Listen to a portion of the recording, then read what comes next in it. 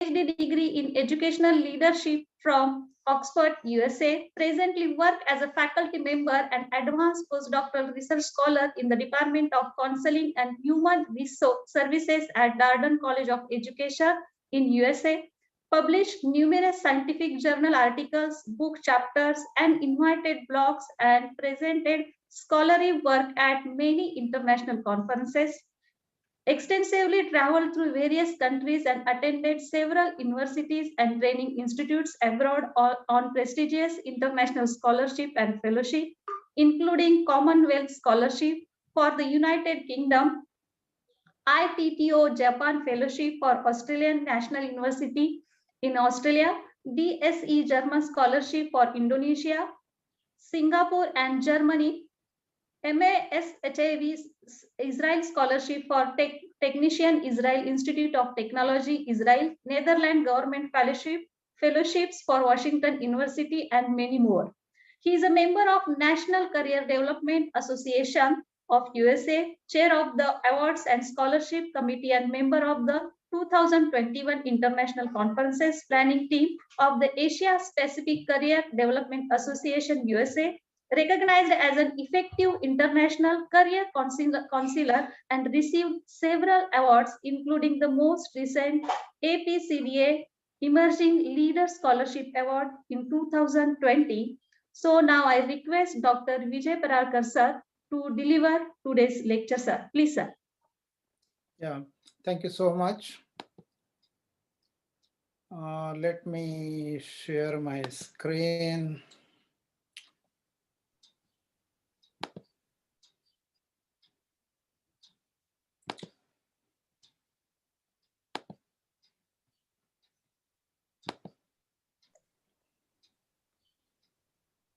Is it visible to everyone? Yes, sir. Slide show, sir, please. Okay.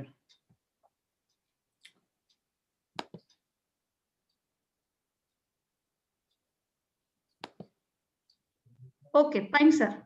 Yeah. Thank you so much, everyone. Welcome to this special session.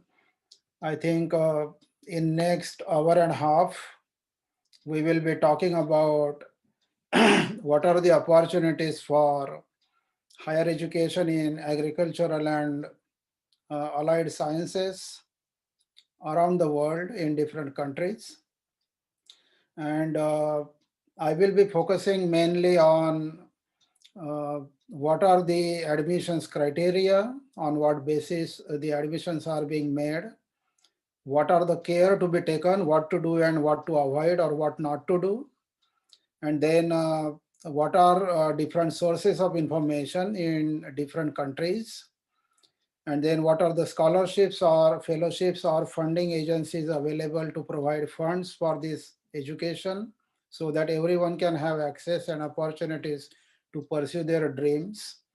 And at the end, we will be having some questions and answer sessions, because I know that whatever I will be presenting, that may not be complete or that may not be useful for everyone. So at the end, we will have question and answers to have some satisfactory conversation so that you can get your doubts or confusions clear in your mind right away. Is that okay?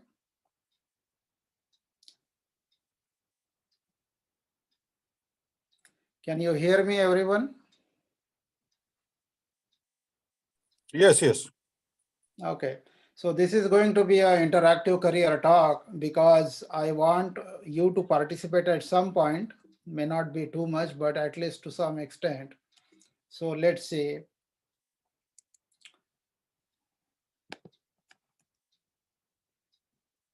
The first thing we want to know that why should we study abroad or why not? Who should study abroad and who not? So the first important thing is we want to know that what are different specialized branches of studies in agricultural sciences around the world in different countries, which may not be necessarily available in India. That is the first and most important thing. For example, when I was studying for agricultural degrees in Akola, So farmers were talking about our private companies and conferences. We were talking about biotechnology and bioinformatics, but these courses were not available in the agricultural universities for students. Same thing happened when the banking sector has spread in the rural areas particularly. We did not have focus on agricultural economics and business management or marketing, those kind of things. And agricultural economics was a least bothered subject for the master study. Most of the students were focusing on agronomy, horticulture, entomology, genetics, and plant breeding. So the main focus was on agricultural production, and to some extent it was on marketing, but not on the business management strategies and like that. Now today, we everyone know that the world is facing very critical issues of climate change, and agriculture is no exception to that. Agriculture has a devastated impact of climate change on agricultural crop production, and everything is getting disturbed. However, when we study in India, we do not find any kind of a link between agricultural science and climate change. Has anyone heard about the word permaculture?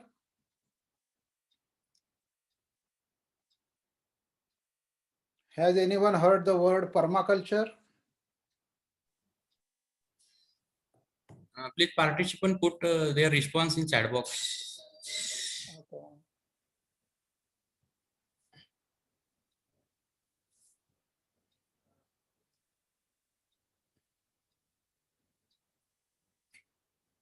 So permaculture is kind of a integration of agricultural technologies or hydrology, agricultural engineering, ecology, environmental science in developing a human-centered landscape development. And unfortunately, these kind of highly specialized branches are still not available in India for studies, or when we study for particular specialization, we do not have access to the other fields of study that is possible in different countries abroad. So this is the one reason that the highly specialized branches, which we need to take our field of agriculture moving forward confidently, uh, we need to find these kind of opportunities in different countries. This could be one reason why we should study abroad. Second could be to acquire international excellence in subject of our choice. We know that I don't say or I don't blame that we in India are not having an excellence in education, but excellence in education is limited to some very particular institutions like IARI in New Delhi or IVRI or these kind of nationally known institutions. But in general, if we look at the private agricultural colleges which are newly being developed in Maharashtra, we do not see the internationally competitive excellence being developed. We are lack of resources, we are having lack of human resources, we are having lack of technologies, and of course the knowledge in agricultural field. So this could be another reason. If we want to acquire an international excellence in the subject that we want to study, this could be another reason why we should study abroad. The other reason could be to enrich our understanding of international academic and professional working systems. As I mentioned that the working systems are very different. If we go to Israel, if we go to Netherlands, if we go to Denmark, if you come to the United States, if we go to Canada, you will see the difference between how working systems are so perfect in terms of the goal, the determination that we need in terms of everything. So these kind of, we need to understand that how to enrich this kind of international academic working systems and bring it to the Indian agriculture. I don't again say that this is not a ready-made that one pocket I'm getting in Israel and directly applying in India. This doesn't happen because the situations are different in different countries and people manage their resources, people manage their systems according to their local conditions. Say, for example, in India, we know the land holding is a very, very small to the individual farmers. Now it is again getting fragmented as we are moving through generations to generations. However, in Western countries, particularly, thousands of acres of land is available for farming. and people are doing. So we cannot compare Israel agriculture or American agriculture directly with Indian system. However, the things that are important in agriculture in India to develop its field, but it's not available, that at least we can learn from these systems around the world, and then we can integrate them into the Indian agriculture and get it at the advanced stages. Other reason could be to broaden our interactions with international community. Everyone knows now when I talk about permaculture, it is all about integrated systems. It is all about collaborations, interdisciplinary education that we need to focus on. So in order to have this, we need to have an interactions with international community in order to build further collaborations.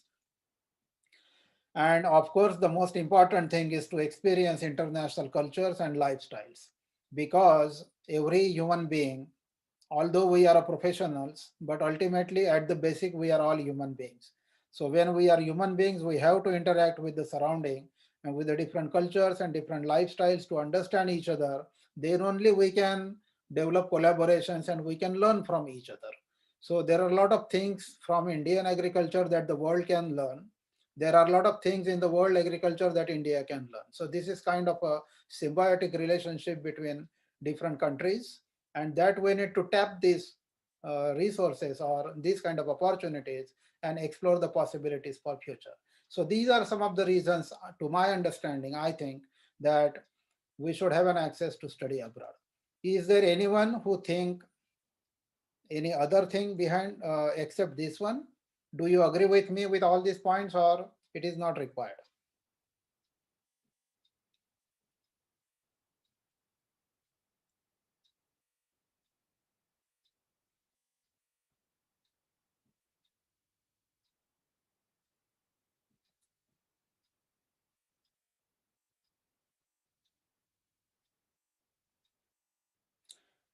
I think it would be better if someone can unmute and speak, because in the chat box I see kind of conversation conservational. Okay, good. Good to see you. Yes, it is required. Okay. Anything else that anyone want to add to this? Or we can discuss it at the end during our question and answer sessions. Okay, so should we move forward? Yes, sir. Yes, sir. Okay.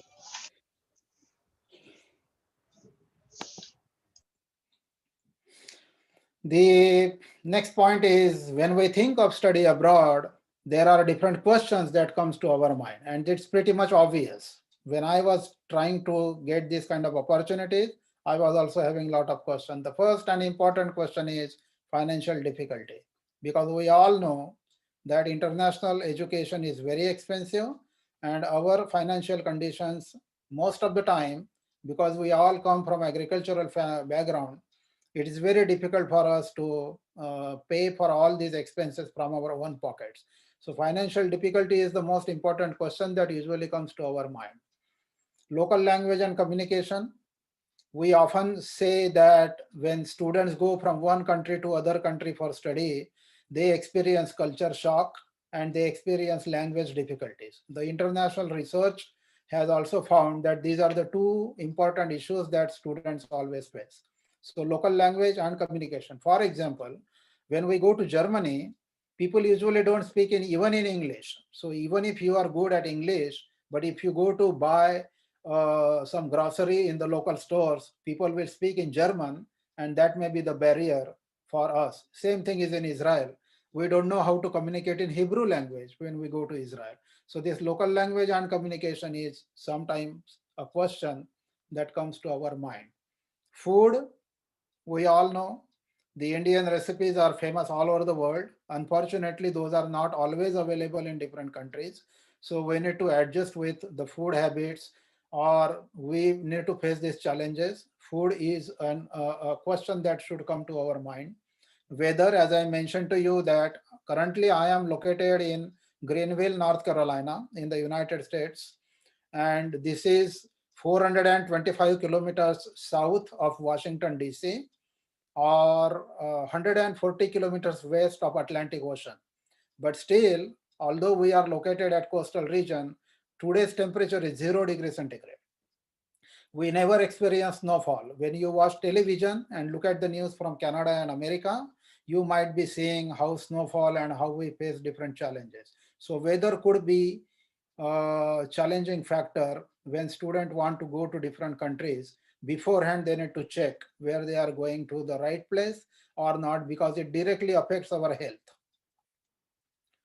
Local culture, as I mentioned, that there are different different cultural norms, different cultural beliefs, and people follow their own rules, dominating culture and minority culture and those kind of things. So being an immigrant to a different country, we need to adjust with the local culture. So that is also a question that usually come to the mind.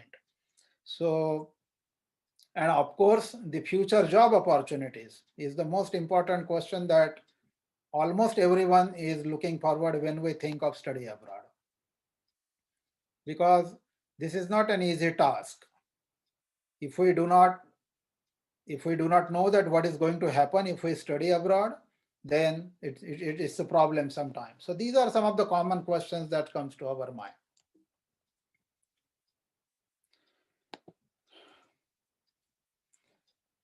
There is some common understanding when it comes to study abroad.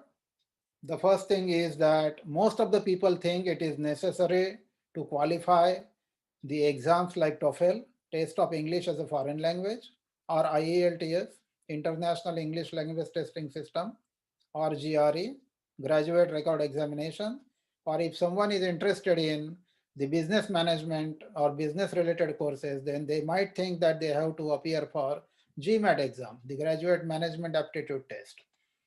The other common understanding is that students need to be academically bright and economically rich. This is very common understanding I have seen in my practice. I was practicing as a career counselor before coming to the United States. My office was in Nashik and I was helping students. So this is my observation, that most students think that they need to have a high GPA and economically rich. People need to have lakhs of rupees in their bank account, then only they can study abroad. This is kind of a common understanding. However, in my experience, both my personal experience and working with my students, the facts that I have identified are the standardized tests like TOEFL, IELTS, GRE, and GMAT are not mandatory all the time. And this is, I am speaking very responsibly because I have practiced it. There are other alternate ways to find the alternate ways for applications without having these examinations. I will tell you in a few minutes that how it works and why this test can be waived off. So without this examination, there is a possibility that students can get admissions to different programs in different countries. At least until today, I mean, the currently enrolled students, excepting those, I think I have successfully placed some 350 students, and almost every one of them, including myself, I did my master's and PhD in the United States. I did not go for GRE. I did not go for TOEFL. And I did the same thing for my students, those who were admitted for different programs in different countries. So there is a possibility. I will tell you how it works. The another fact is that, as I mentioned to you, that merely high CGPA is not the only criteria for admissions and scholarship. Besides that, there are many other things. For example, interpersonal communication, or what are your co-curricular activities? Have you participated in NSS camp? Did you do any field work? Did you do any social work? Do you have any connections with your community? Do you do any kind of fundraising or helping others? These kind of relevant experiences in co-curricular activities, or the internships and other relevant work experience in your own field. For example, if you are a BSc Agriculture graduate and you have a work experience of working with some private company or any non-governmental organization or something else for 1 to 2 years, that experience is counted towards your qualification in order to have your eligibility for admissions and both for scholarships. So merely high CGPA is not the only criteria. There are many other things. Let me share you one example. There was one student, Shrikant Borkar. He graduated with his BA degree with 56% marks from Yashwantrao Chauhan Maharashtra Open University in Nashik. And he got admitted to Sussex University in England with no GRE, no TOEFL for his master's program in social anthropology. He graduated with his master's, then he did his PhD, and now he's working as an assistant professor in United Kingdom.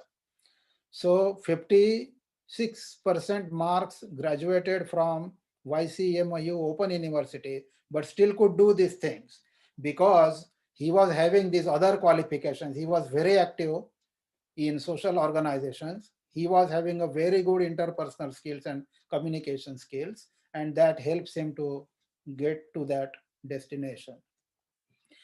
The other fact, as I mentioned, that there are a lot of international scholarships and fellowships. Again, I will tell you in few minutes that how it works. Any poor student, economically poor student, can study with full international scholarships and fellowships. These are the facts. Let's look at some primary sources of online information. I know that nowadays it's a world of Google search. Unfortunately, at our time, it was not available, but you will find a lot of information and lot of sources. Don't get confused with information and knowledge. Knowledge always comes from experience. Google haven't experienced anything what you see on Google. So Google will give you information, but Google will not give you a knowledge. In order to have knowledge, you have to go to the experienced people, those who have already experienced it. However, to begin with, there are a lot of sources. Again, there is a question of authenticity. Some sources are authentic, some are not. Sometimes there are online fraud. So you need to be very cautious, very alert that to whom to contact, whom to trust, whom to avoid, how to do this thing. This is very crucial part of the admission process. So gradschools.com is a one site where you can find a lot of information about schools, colleges, universities, and different programs. So let me clear you. BSc Agriculture is not a course here. We call it BSc Agriculture as a program. Master of Agricultural Science is a program. In many countries, in India, we refer to as a courses, but this is not the course. And whatever the courses that we appear for, the modules, that are the courses. So don't get confused with this kind of terminologies. So you will find different study programs on gradschools.com. This is a good integrated source. This is another usnews.com. I have intentionally put these global universities in agricultural sciences.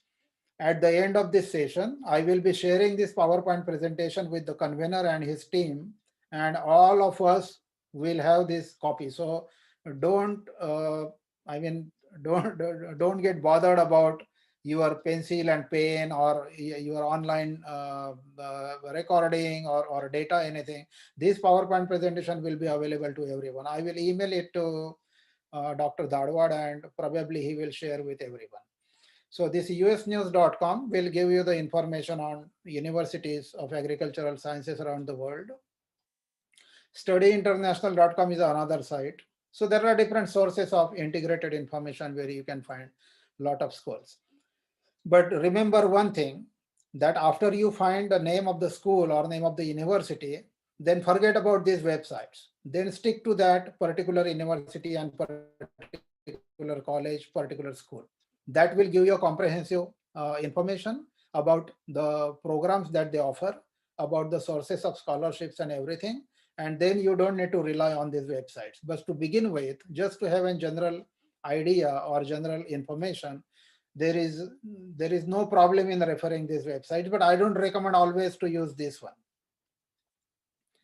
There is another one, postgrad.com. Webometrics.info is a site where you can find the ranking of the university around the world in different countries.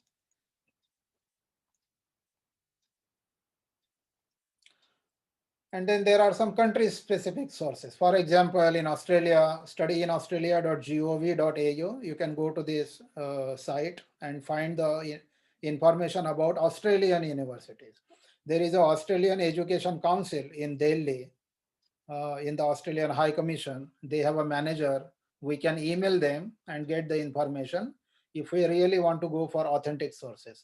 But the studyinaustralia.gov is also the government website of the Australian government. So information will be authentic for Australia that you can find here. Canada, for example, Study in Canada. Again, this is a Canadian government website. You can find authentic information about the Canadian Education Center is also there in Delhi. You can reach out to them, email them, and they will send you the list of the institutions, or you can find on your own from this website in Canada. So different countries have different sources. This is for Germany. It is called German Academic Exchange Service, DAD. United Kingdom, again, the British Council. I think most of the people knows about it. This is a source for United States of America. As I mentioned, US News and World Report is the very good source. So again, I have mentioned this website for the best global universities in agricultural sciences, and there is a special website for the best universities in the United States in agricultural sciences. So this is a ready-made source that you can find the institutions in the United States. The Netherlands, NUFIC is the Netherlands Organization for International Cooperation in Higher Education, called NUFIC. They have their website, and there are all institutions listed.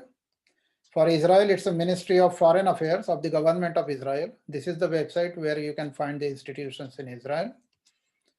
Same thing is for Sweden, Singapore. It's a Ministry of Education. They have an information officer in Singapore High Commission. You can email them or find the information on this website. So different countries have specific information. So let's see that we know the general websites. Then we know the country specific information. Within the country, there is a specific website of that university that you can stick to and find the programs and information about everything on the university website. That is authentic.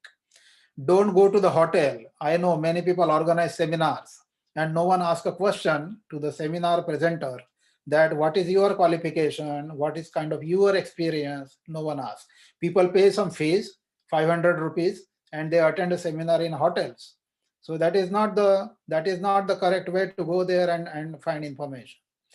These are the sources that we should find and we should stick to. Now let's see what are the different programs available. The bachelor's degrees are taught degrees with no research component, mostly. Master programs are with taught options and research option. There is a thesis and non-thesis option for master's degrees. There are PhD programs, postdoctoral research fellowships. So if you are a bachelor degree holder or a final year student, then you can think of master's degree with both the options. If you already have a master's degree or you are appearing for your final year for master's degree, then you can think of the another master's degree called advanced master's degree or PhD program. If you already have a PhD, then you can think of the postdoctoral research fellowships. And these postdoctoral research fellowships are based on research and teaching. You can also think of the short-term study as a postgraduate diploma. And there are some short-term professional training programs, the people, those who are already working in different fields. For example, you appear for MPSC and then you are working as an agriculture officer. You might need a professional training program to attend in different countries so that you can get advanced knowledge that you can apply to your jurisdiction area. So there are some short-term professional training programs available in different countries or in different subjects. And those are like from 2 weeks minimum up to 3 months and 3.5 months. So different programs are available for different professionals, those who want to go for this. There are some international exchange programs. University can send some students here, and here the student from this university can come to your university. So there are international exchange programs. Those are operated by the administrations of both the universities. We have made some collaborations to different Indian universities. Unfortunately, no one came forward from Maharashtra. This is very unfortunate. I will feel very bad. I hate it. Most of the universities are from South India, from mostly Bangalore, Tamil Nadu, Kerala. That's we make a collaboration. So our students go to that universities and those students come to these universities. So these are the exchange program. operated under the study abroad program in the United States. There are some visiting faculty positions. The people, those who are already working as a faculty, assistant professor, associate professor, professor, or lecturer, senior lecturer, even ad hoc, tenure track, whatever it is, they can come for short-term contracts like 1 year, 2 years. They can gain experience here. Either they can go back or they can find their own way. This is called a visiting faculty positions available in different countries, including the United States. Now, the most important thing is what are the eligibility criteria for admissions? We need to have originally interpreted resume or CV with relevant academic and professional background with the proposed course that you want to study. Originally interpreted, I mean that there should not be plagiarism. Plagiarism is a crime. If people find here that you are copied something from someone, then you are directly rejected. No one will entertain you. So I mean, whatever you have originally with you, that should be mentioned in resume and CV with your own style. That is very, very important. Academic and professional recommendation letters, usually 2 or 3 are required. Then there is a letter of motivation or statement of purpose. University want to know that why you want to study for that particular program, why you want to get enrolled to that particular course, and particularly at that university. I will tell you later on what are the contents of these documents. And then, as I mentioned to you, that there is a possibility that you can study without TOEFL and IELTS. So testimonial of English proficiency is my own creation. What I did, I asked my students to go to their schools where they studied until 10th or 12th, ask a teacher in English who taught them English as a primary subject that he can write that he was a student and teacher has taught him English as a compulsory subject. Whatever the marks you have earned or scored in 10th and 12th exam that he can mention, provided that the other thing. So I created this format for testimonial of English proficiency on the letterhead of the school with the signature of the teacher in English who taught you English. So this testimonial works as an alternate document for TOEFL and IELTS. And then we can request a university that they can waive this off. Are you getting everything okay? Are there any problems? Should I slow down? Should I stop? Should I ask you questions or should I continue?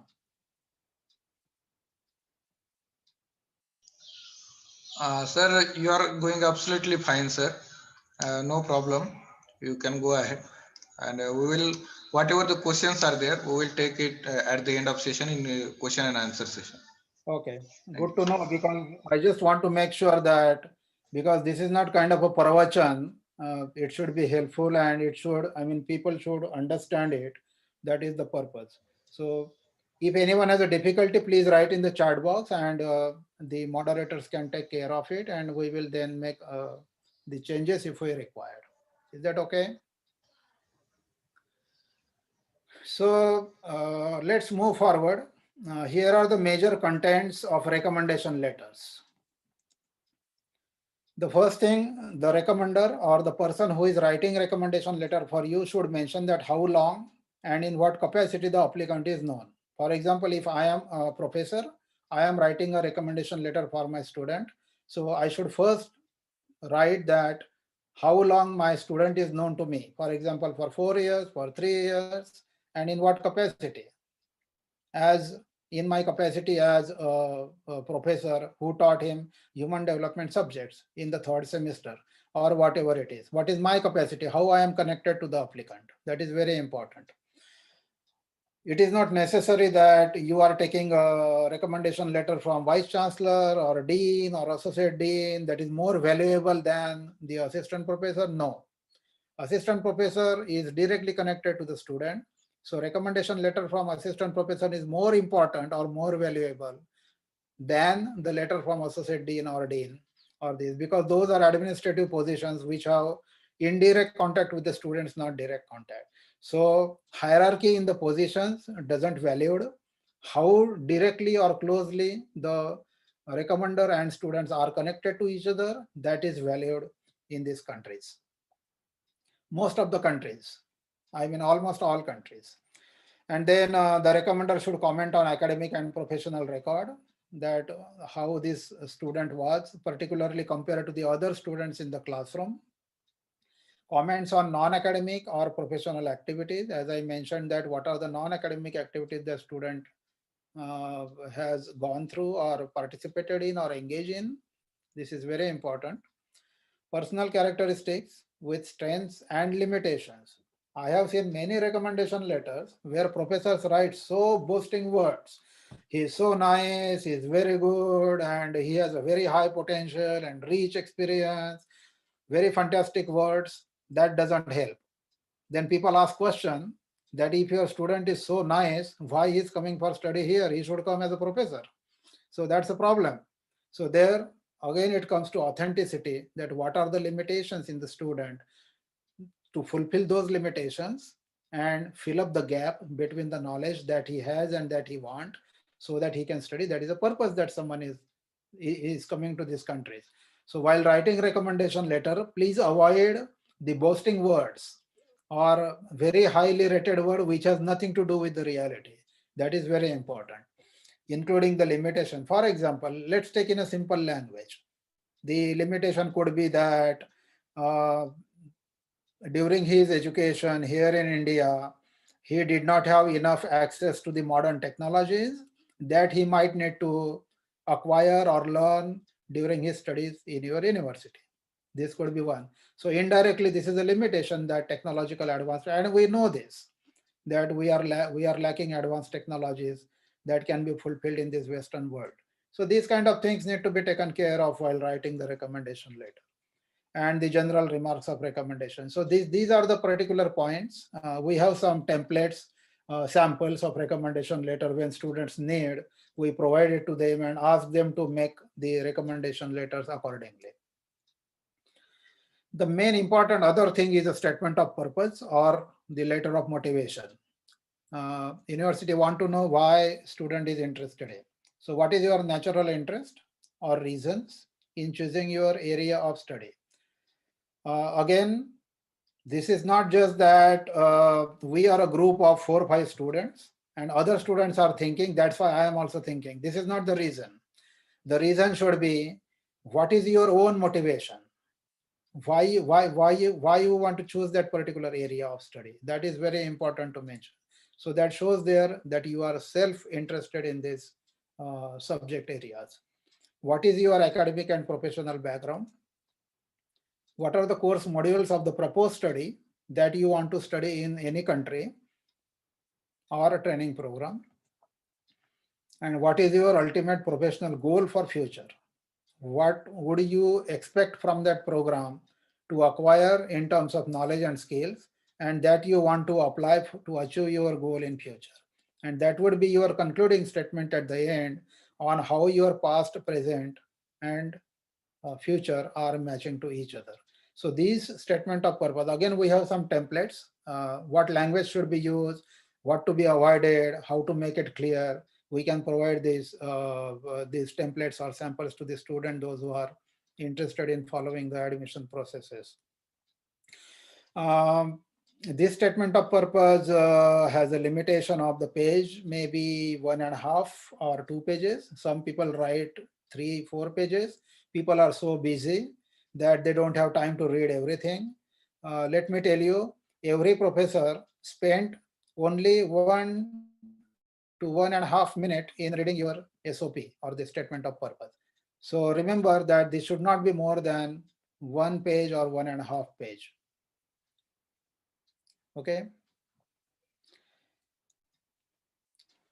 So the recommendation letter, then testimonial of English proficiency, your CV or resume, and the recommendation letter and letter of motivation. So these are the documents that are required for the admissions in almost every university abroad, along with the online application. You can start filling the online application, prepare these documents, upload it, and then submit it. This is a general procedure for admissions. There is another important thing, as I mentioned, that people have questions about funding. So this is good news. rather I would say great news, that there are millions and billions of scholarships available in the world for the students, those who are really bright, those who really want to pursue their academic and professional agenda. So this is the again, I don't recommend, but scholarship-positions.com is a website where you can find a comprehensive information about the scholarships and fellowship programs available at different universities around the world. Again, it comes to the particularly to the specific country and specific university that we are going to look at. The World Bank provide scholarship for the graduate programs around the world.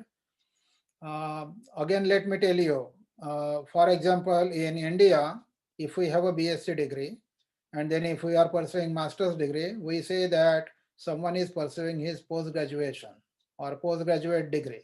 So postgraduate degree is a common word that we use for the undergraduates, those who pursue their master's degree.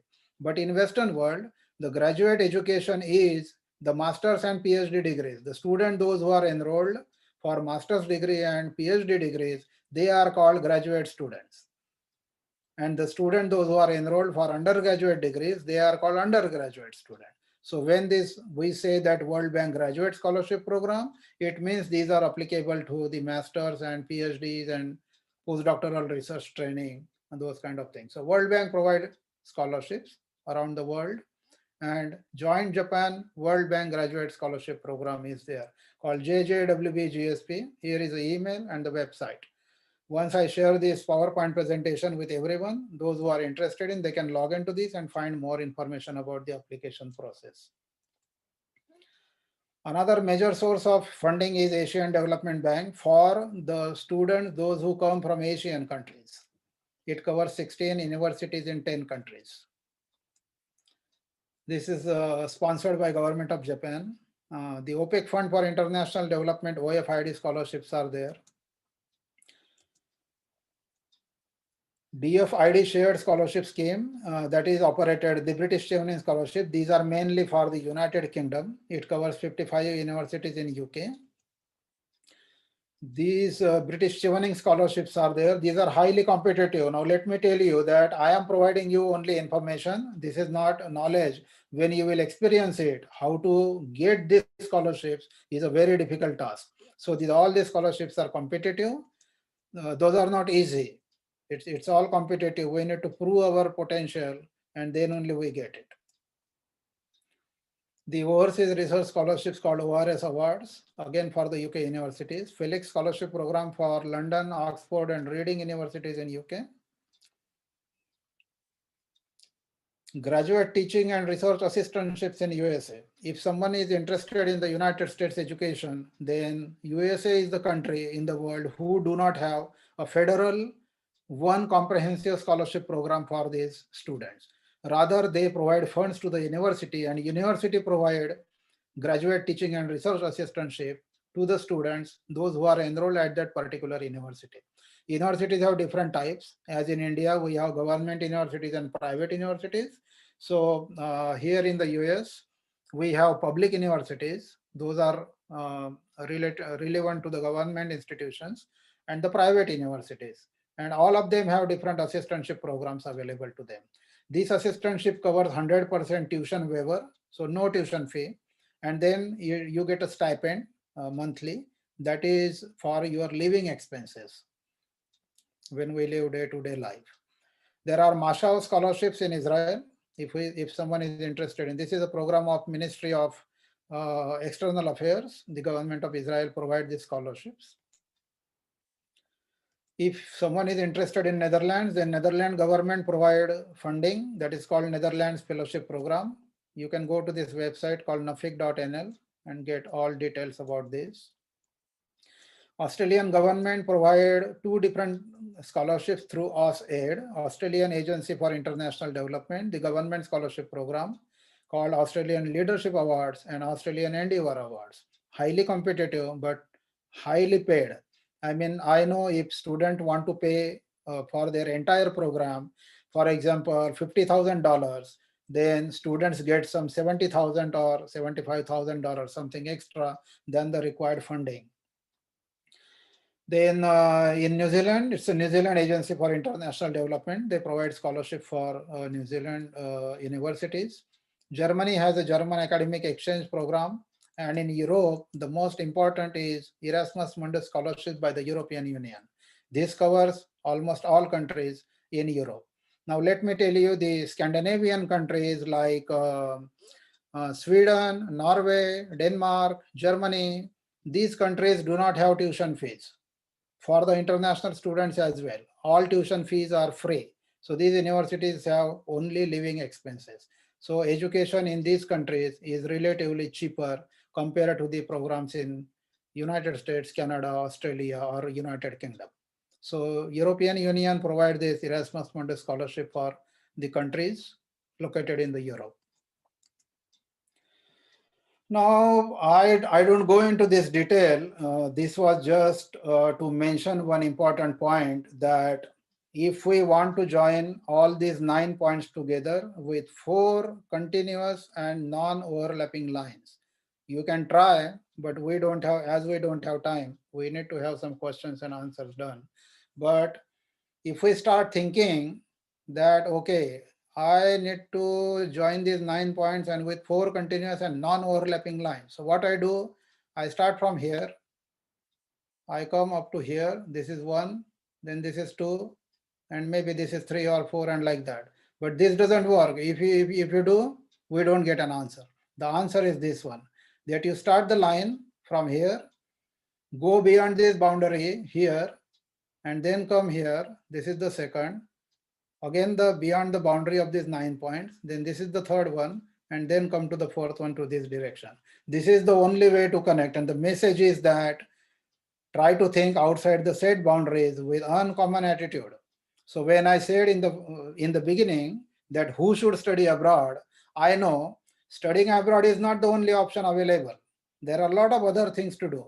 I know many people sit in library, many students spend nights and nights, and they prepare for MPSC and get a good positions in government jobs. Some people are interested in working in banking sector. Some people are interested in private sector industries. So a lot of things are there.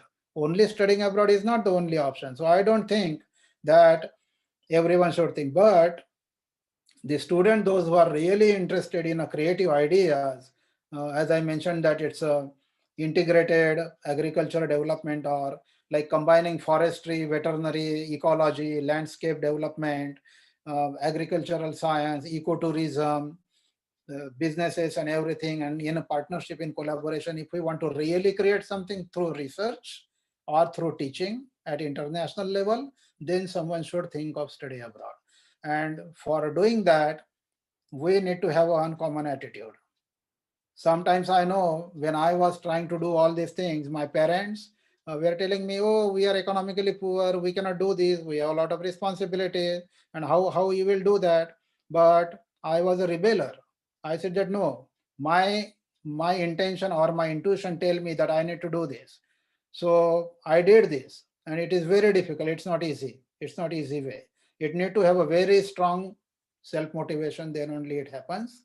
And that's why I just put this one, that how uncommon attitude plays an important role if we really want to get these things to done. So we know the title of our presentation is from tactic to practice. So these are some of the strategies that we need to be aware of. We need to have a strong self-interest and motivation. Someone is doing or someone is telling you to do this, and that's why you are doing, please don't do. If you have a strong self-motivation and your own interest, then only you go ahead with this. Then originality of expression and interpretation. As I mentioned, plagiarism is a crime. Students are getting expelled from the universities for copying, pasting. So no copy pasting, all original, very important. 2 to 3 years of work experience if you have after you graduate. So that is called a postgraduate experience. Postgraduate means after your graduation. So if you have a 2 to 3 years of work experience, then it is valued along with your academic credentials, and you get a priority for your admissions and scholarships. The whole process takes sometimes 2 years, sometimes 1 year, sometimes even even more time. So you need to keep patience for a long time. This is not an overnight job that, okay, now Paralkar sir has given us a lot of information. So this is very easy and I am going to do this in next 3 months. No, this doesn't happen because every university has a procedures, timeline. According to timeline, we need to work on this. So we need to stay for 1 to 2 years in order to get to the final point of destination. That is very important. And then, as I mentioned, that good interpersonal and communication skills is the first and most important criteria, because everyone is a human being and people need humanitarian approaches to do things. No one will entertain if you have a harsh language, if your communication is not good, if you are not communicating clearly, authentically, and in a systematic way. No one will entertain, no one have time to respond to you. So this is very important to have a good interpersonal and communication skills. If anyone is interested in, then these are my email addresses where you can reach. These are the YouTube videos. This is for agricultural education and this is for general education that I delivered on TV channels in Maharashtra. So you can get some information, in general information, from those videos if you are interested in. So this is all about from me. Thank you so much for participation. I look forward to have your questions that I can answer. Thank you so much.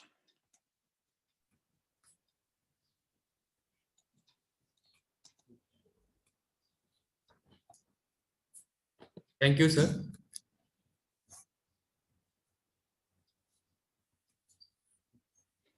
The participants are requested to ask questions through chat box or can raise their hand also.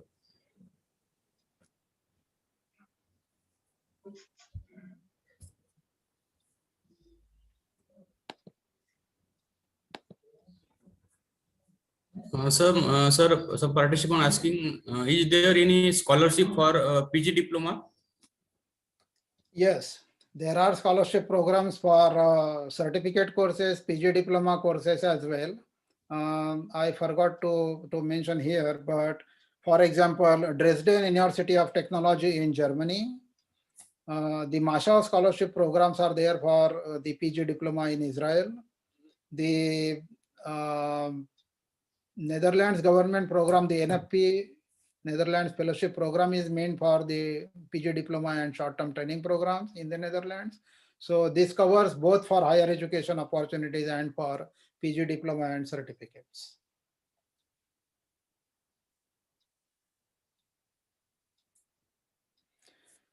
I see one question, can I get a PPT? Yes, I will be sharing this PowerPoint presentation with the program coordinators and I hope they will share with all of the students. If you don't get it, then you can email me. But let me tell you, because this is not my primary area now to focus on. So if you send me email, please wait at least until Saturday or Sunday to get response from me. I apologize for that. I'm very sorry. I know that the important information has to be communicated within time shortly, but sometimes I don't get time and it needs, we probably need to wait. Opportunities for agricultural journalists, yes. Agricultural journalism courses are also there. The websites that I have mentioned in my PowerPoint presentation, you can search and you can find those programs as well. Sir, Durgeswari Ratnakar asking, sir, what are the good sources to prepare for mentioned examinations in terms of common tests like GRE, TOEFL, etc., or in respect of our subject? So what are the sources to prepare for GRE and TOEFL, right? Yes, sir. It's a great question. I do not recommend anyone, and but you can find. Are you located? What city you are located in?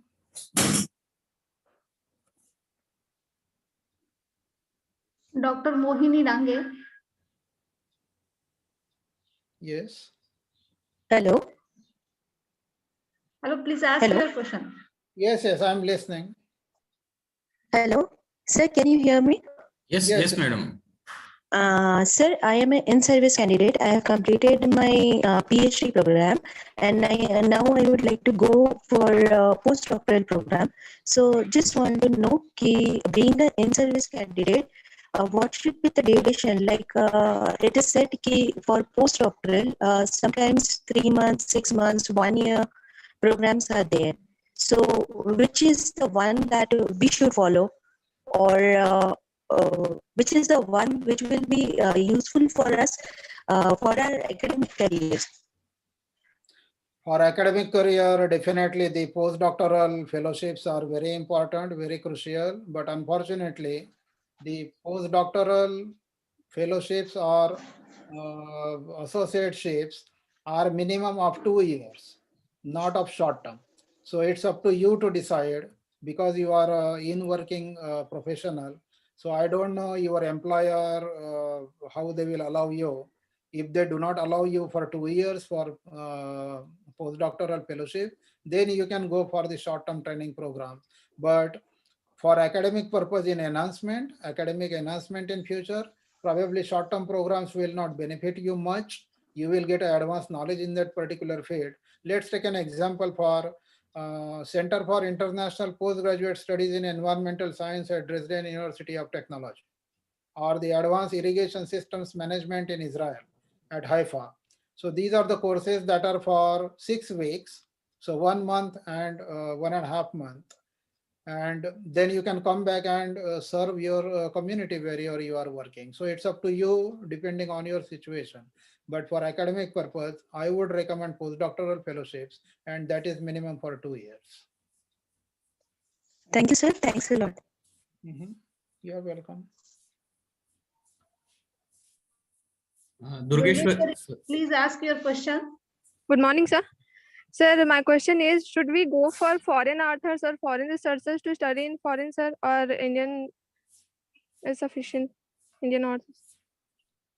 So what is your purpose of, if you think of study abroad, what do you think? Why you should go for study abroad?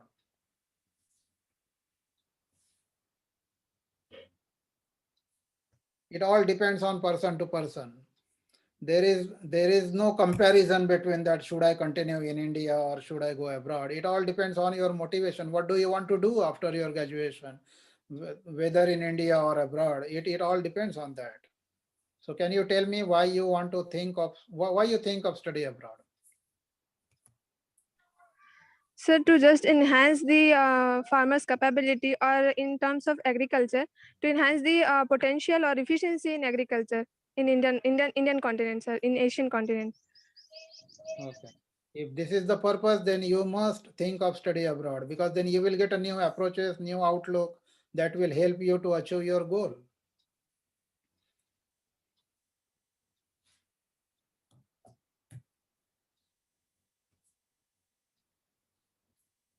Some people are asking what is the office address in Nashik. Unfortunately, currently no one is available in Nashik office. Once it will be available, I will let you know. So you can send me email, and then I will respond to it. When that will be available, I can let you know. But currently, no one is available at Nashik office.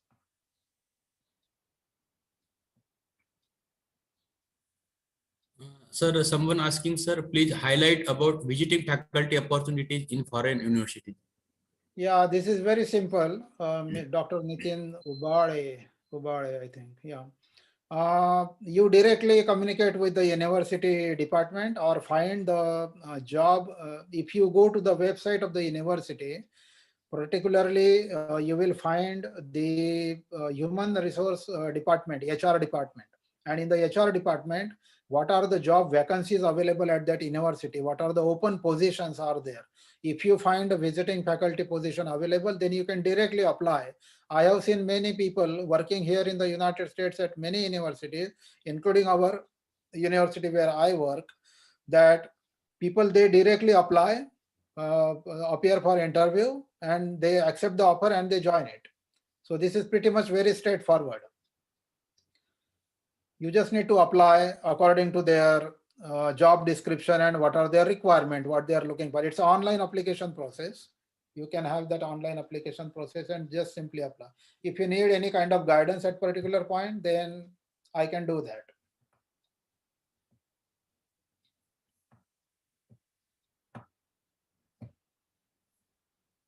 There were so many questions in the chat box. Yes, sir.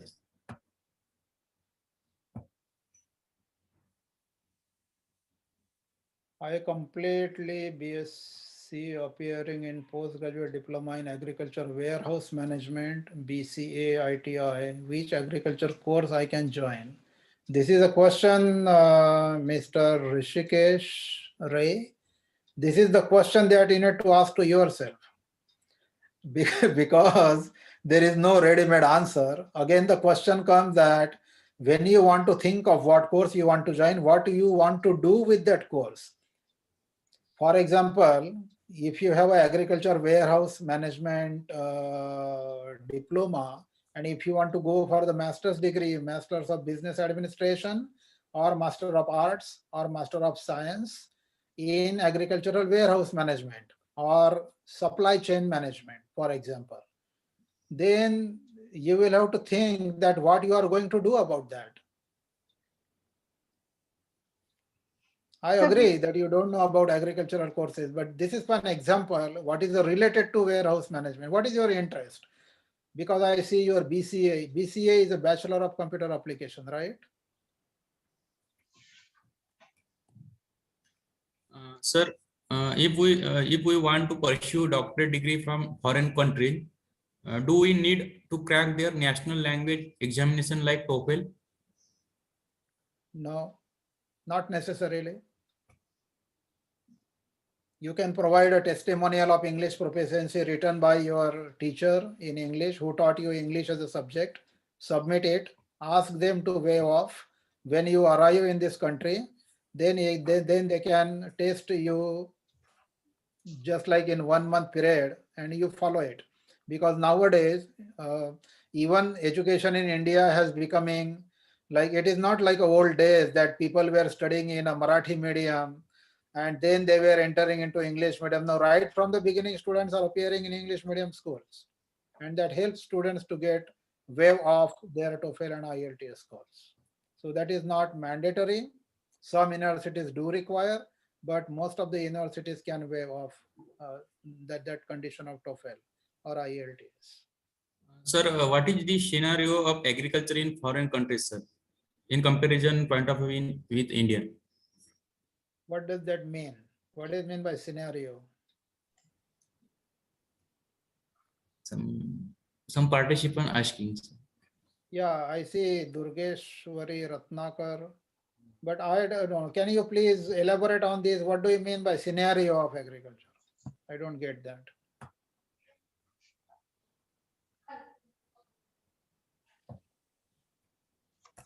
Sir, there is one question from Rishikesh Ray. What is the opportunities for agriculture journalist? Yes, I answered it already.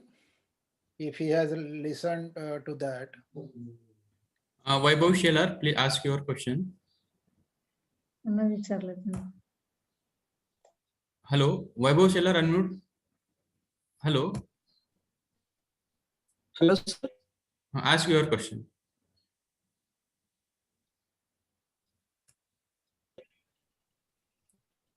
Hello, sir. Please ask your question. Hello. Yes, please continue. Sir, which country will be the which country will be the better for PhD in dairy agriculture to explore my knowledge internationally and to become expert in dairy agriculture? That's a very good question. I like it. This was the question I was looking for. Thank you so much. Because most of the people think that United States and Canada and Australia, these are the only countries. But the people, those who really want to study dryland agriculture, I think Israel is the best example in the world who are champions in dryland agriculture management. So I can firmly recommend you to try for Israel. You will get an absolute knowledge for dryland agriculture that is not possible anywhere in the world.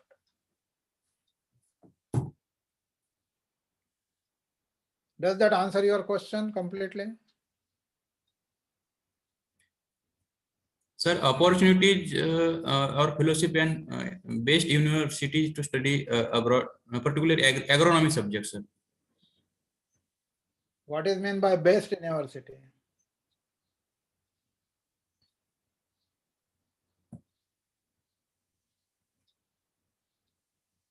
I have never seen best university in my life. What is meant by best university? What does he mean?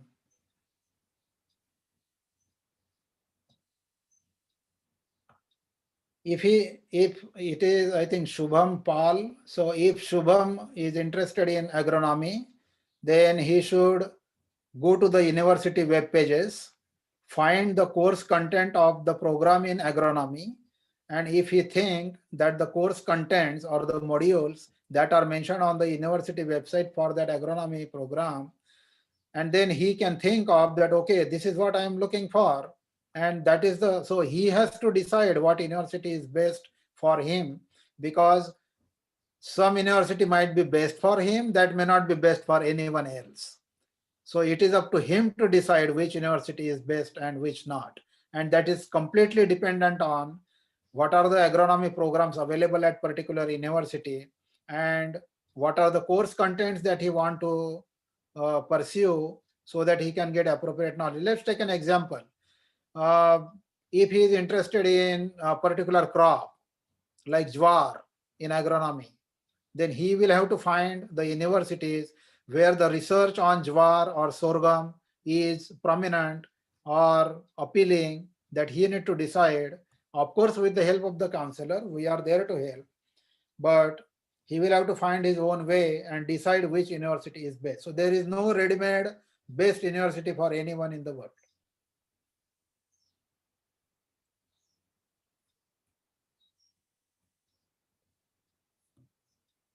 What to do after MTech in agricultural engineering in research career? I am interested in research.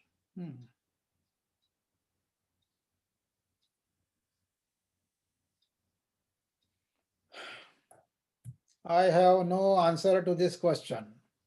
What to do after MTech in agricultural engineering? Because different students do different things. Again, it depends on what is your own motivation. What do you want to pursue? It all depends on yourself. You need to explore different things according to your interest and then find. Dr. Ahire, this is a great news. I am very happy to know about this. MPKV interested in student exchange program. I will email you the detailed procedure, what to do and how to go ahead with that. It's between administration to administration, but if that happens, that should be the great news.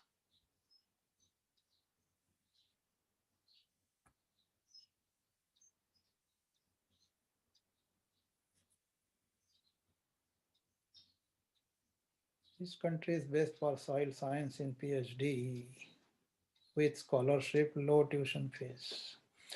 There is no particular country. Nerela Manikanteshwara Rao. There is no particular country, but I would recommend institutions in the Netherlands, in Canada, in the United States, in Australia, Hebrew University of Agricultural Sciences in Israel. But Israel may not be ideal place, but United States definitely. You can try for different universities in United States. In Australia too, there are good universities for soil science. For low tuition fees, as I mentioned, if you get a scholarship or assistantship, then your tuition fees are covered in that funding sources. So nothing to worry about tuition fees, but for the soil science. Agricultural extension and communication students in foreign countries. It is general for everyone. It is not specially for agricultural extension and communication, but this is very important area. Agricultural journalism, agricultural extension and communication are integrated together, and there are beautiful universities to provide the courses. That is very important. That is very important.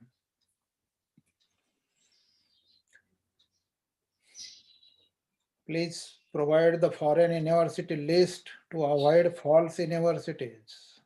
Oh, fraud universities. This is again good question. I would say that I mentioned the sources with the websites operated by the respective governments. So the universities or information that you will find not in the advertisements, but directly on the government websites, you can consider them as a true, authentic universities in their countries. Rest of others may be fraud, those who provide lot of advertisement, because most of the universities, they are not into advertisement. They have their own websites, they have their information. You go to that, find that, and get to that. So be aware of this. Is again very important question, very good question. But there is no particular list. Just be aware of lot of advertisement. People don't advertise those who are real. Okay. Sir, faculty interested in more than 2 weeks sponsored training programs. Which country offered programs other than Israel? Netherlands, Germany, Sweden, United States, Canada, Australia, Japan, China, Indonesia, Singapore. It depends on subject. For example, if someone is interested in Singapore, then he may be interested in like geographic information systems, GIS, use of modern technology in agricultural science or in remote sensing, meteorology or climate data and those kind of things. But these are the other countries where people can try for different subjects. Sir, Yogit Chaudhary asking, hello sir, while appealing for scholarships, what qualities they see in a student or any particular requirements? This is a very good question again. Thank you, Yogit. If you get admission, there are some criteria for admission, but if you get admission, that is the one eligibility that now you can eligible for scholarship. That is one thing. Other thing is they ask you some questions in the scholarship application, that why you want to apply for scholarship. If we give you scholarship, how you will use it, what for you will use it. So answers to these questions will decide whether you are eligible to get the scholarships or not. For example, this is a funny example, but one of the students came to my office in Nashik when I was there, and he said, I want to do MBA in America. I say, why? He said, I want to earn a lot of money. I say, okay, no problem. So I said that, for example, there is the one company who is hiring a person. The job description is very simple. He will go to the office and we'll read the newspaper. We'll observe in the office that what other people are doing, and then report it to the manager, and then in the evening go back to home. And he will be paying you 25,000 rupees a month. Will you accept this kind of job? Then he say, yes, sir, I will. Then I ask him another question, that now you think that you are opening a grocery store and you want to hire one person who will sit in your grocery shop. He will read the newspaper. He will observe how you operate your grocery store for the whole day, and then he will report it to you in the evening and go home. And you will need to pay him 5,000 rupees a month. Will you hire such person in your grocery shop? He said no. I say, why not? Then he said that if he will not work in my grocery shop, how I will pay him? I say, this question you should have asked in the first question when I ask you for the same job description for 20,000 rupees a month. So people have a double standard. When it comes to themselves, they have a different attitude. So universities, when they are asking for you that if we provide you scholarship, what purpose you will use it for? Your straightforward answer should reflect that I will gain advanced knowledge, technologies, skills, competencies, strategic partnerships that I will apply for the community development in my country so that other people can be uplifted. So if your answers show that getting scholarship fund or money is a purpose not for yourself, but for empowerment of your community, then you are certainly eligible for scholarship. If people are selfish, if they reflect that I want to use it for myself, I want to do it for myself, then probably they will think whether to give you a scholarship or not. Is that okay? Yes, sir. Okay, good.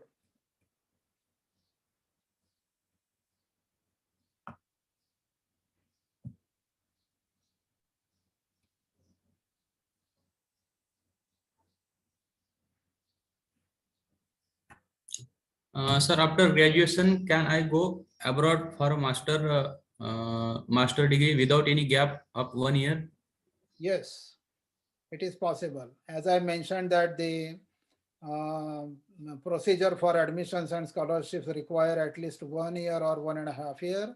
So when you are in the final year of your education, if you begin the process, then it is quite possible that without a gap, you can straight away join the other programs in different countries.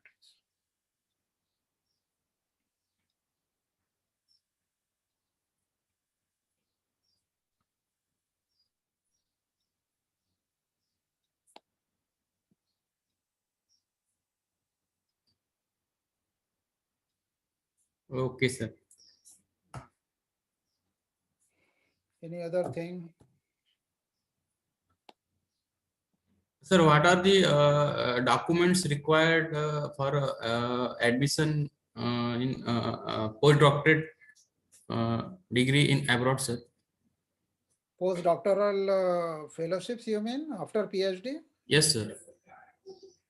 Usually the process is wherever the postdoctoral positions are available, you need to contact the principal investigator or um the in charge of the laboratory where you want to do your postdoctoral training, and they will respond to you. So it is a individual to individual contact. For example, if your research area is matching to a professor at certain university, and if he or she is accepting postdoctoral fellows, then you can have a direct communication with that professor, and that professor will decide whether he or she will accept you as a postdoc in their laboratory or in their institution. So the procedure is little different than the master's program and PhD program admissions. For the postdoctoral fellowship, you don't need to go through this graduate school application process. This is a straight way you share your CV with the professor. Those who are, for example, if you are looking for different universities, and then you will find that, okay, this is a professor at this university whose research interest is matching with my research interest. And then you send a CV and write a email message, systematically draft, send it, and then look at the response and follow the communication, and then you get the opportunity. So this is postdoctoral training is not education, basically it is a job opportunity. So this is directly like applying for the job. Okay, thank you, sir. Mhm.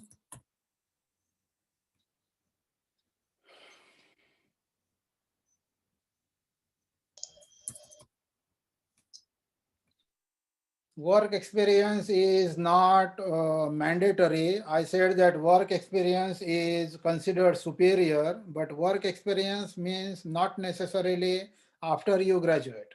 For example, some students are working part-time at some local organizations, or our agricultural graduates are doing RAWE program. Are they still doing rural agricultural work experience program?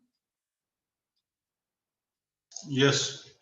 Okay, so rural agricultural work experience program is kind of an internship for 1 semester. So that is also considered as an experience. Experience means not directly working with somewhere else. If they are working, that's fine. If not, then the internship like RAWE or NSS camps, place in the villages, or any community organization someone is working, those kind of experience. The purpose of that looking at the experience is that whether or not you have communication skills or interpersonal skills while working with the community, while working with the people. Because if I am appearing for a particular course, I can study from the book, I can get a good grade in my exam, but that doesn't necessarily reflect my interpersonal skills or maturity level, how I can communicate and collaborate with the people. So that's the purpose that people want to see your experience beyond your academics. Is that clear? Yes, sir.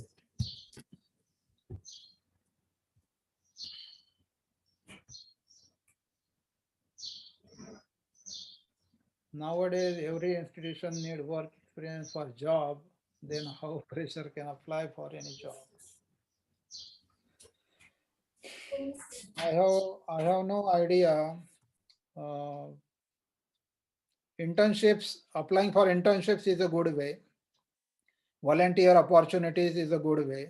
That will pave the way for you. Here in the United States, most of the students, those who come for MBA programs, they do the same thing. During their final semester, they do internship. Where they do internship, there itself they get a job. So that is the way.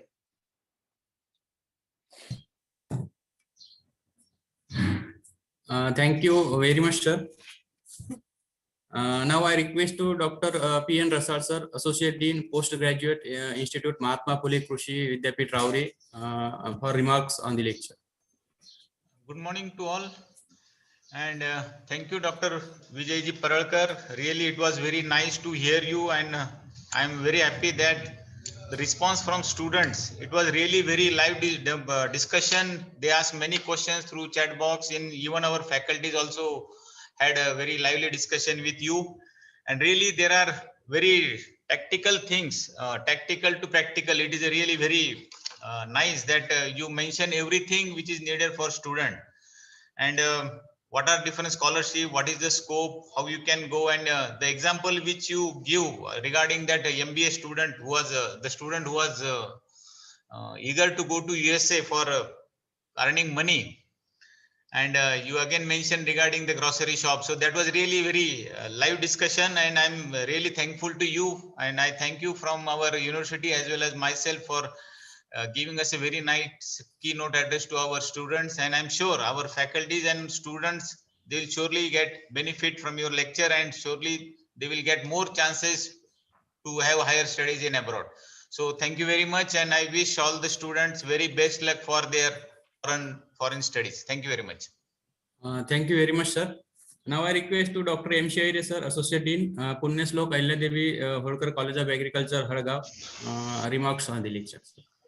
Thank you. There is no remark. It was good interaction.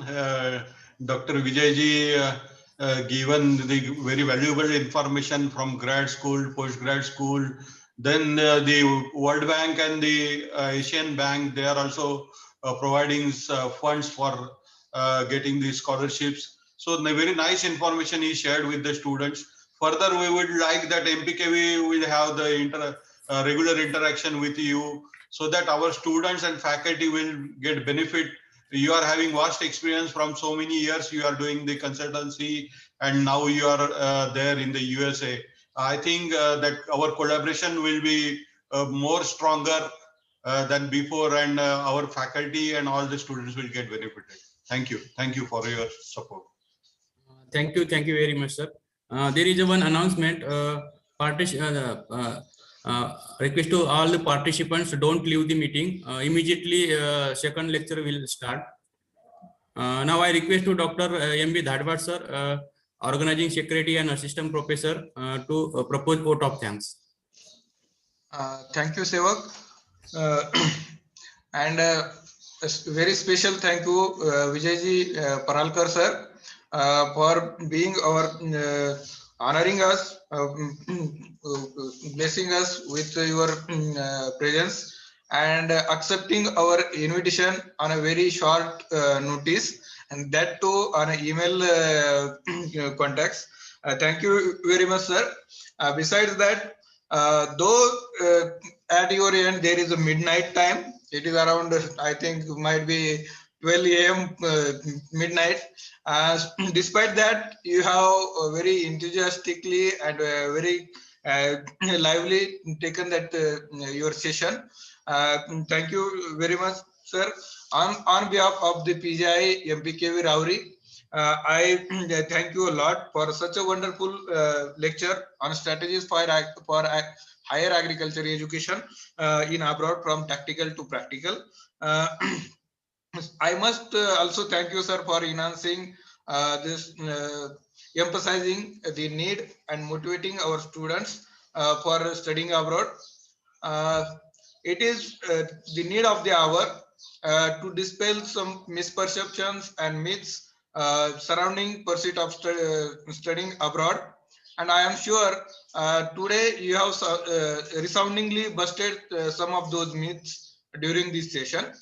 Sir, the primary sources you provided about different scholarships and different opportunities of higher agriculture education, uh, as well as your guidance regarding writing recommendation letters and statement of purpose will definitely benefit to the students in preparation for pursuing their higher agriculture education abroad.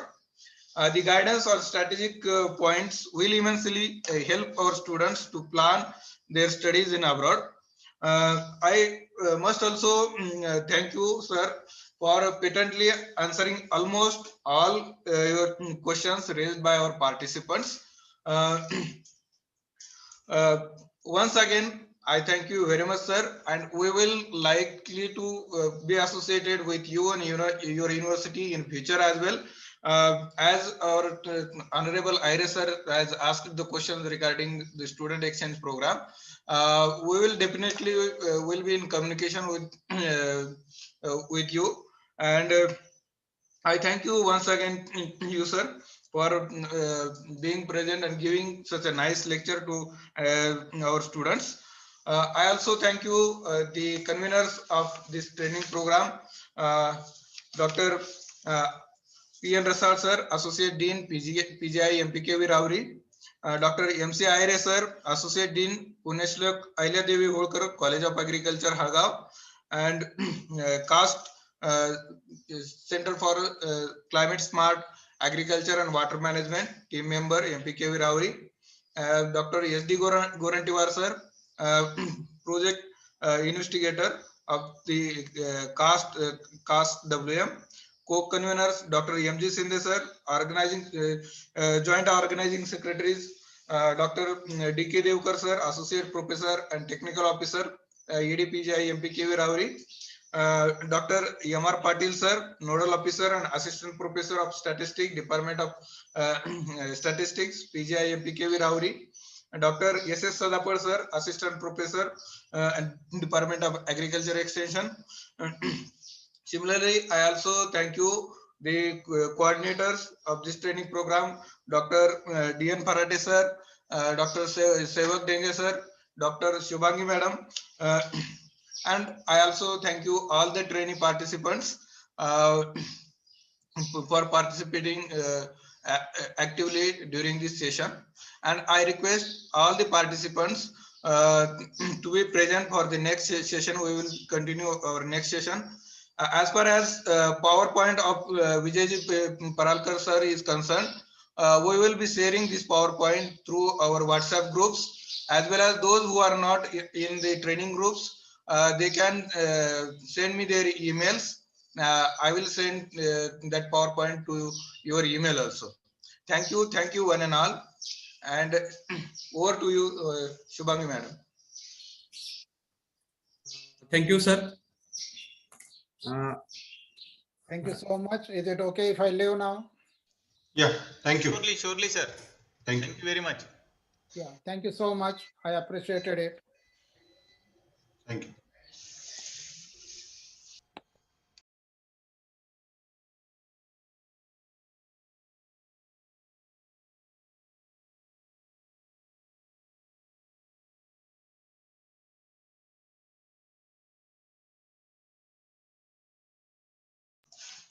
Sevak starts second.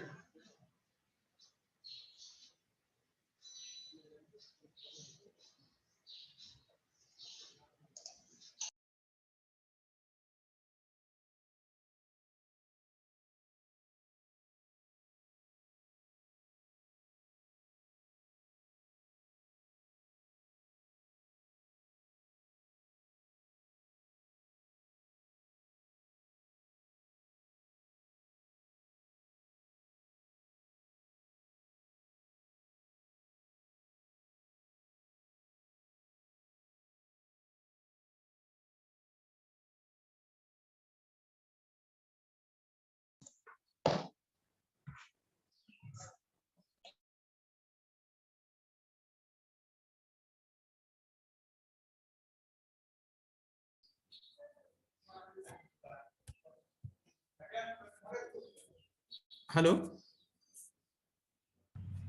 Hello.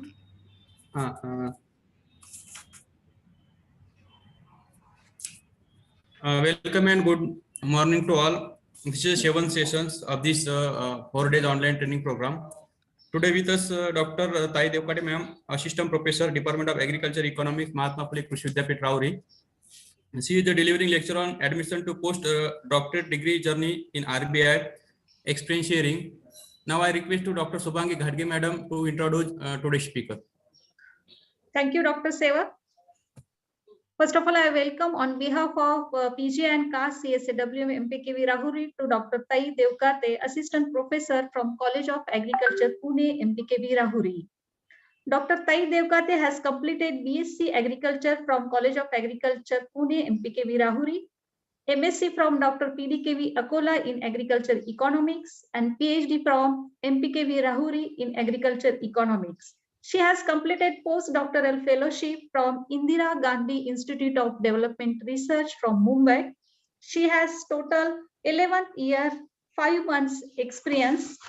She has contributed in the research field of agriculture economics. She has recommendation 4. She involved in research of Department of Agriculture Economics 12 and extension activity. She has delivered 9 radio talks. She has recognized Best Paper Presentation Award in International Conference. She is a member of professional societies. She is an associate editor of journal and reviewer of journal too. She has published more than 17 research articles in international and national peer-reviewed journals. She has published the full technical article 6 technical articles, abstracts 9, popular articles 14, books 2, book chapters 2. She has attended various trainings and workshops and international conference and many more. So I now request Dr. Tai Devkate madam to please deliver today's topic of this session, please. Thank you, Dr. Shubhangi. Madam, 1 minute. तुमच्या स्क्रीनवर तुम्ही थोडंसं स्क्रीनवर black येत आहे चेहऱ्यावर आहे ना. Okay, 1 minute. It is a very issue related to the range and okay. थोडं लाईट समोर बघ. ओके ठीक आहे, continue. Good morning to all, and thank you very much for Shubhangi for my introduction. Today I'm very happy it is a part of into the 4 days online training program on the national and international agriculture education, higher education opportunity. My topic related to the means into the admission to the postdoctoral degree in journey of Indira Gandhi Institute of into the Development Research, and this is the total funding research institute on the Reserve Bank of India. Already means Dr. Shubhangi introduced me.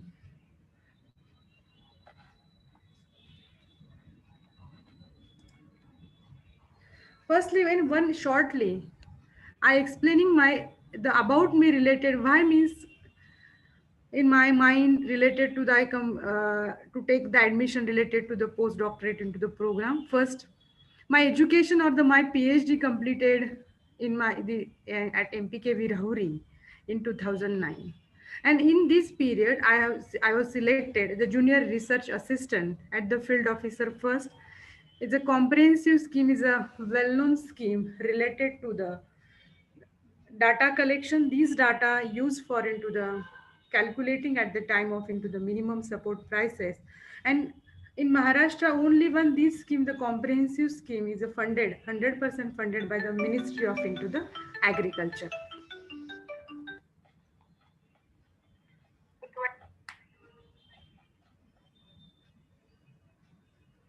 Okay, thank you.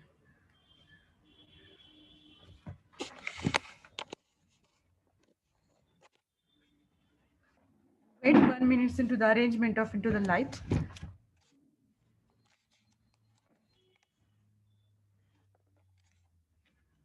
Okay, Shubhangi ma'am, it's all right.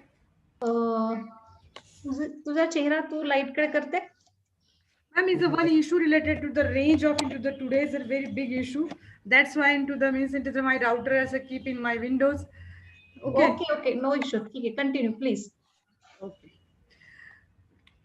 Basically means into the in total work experience in my means total 12-year experience in cost of cultivation field.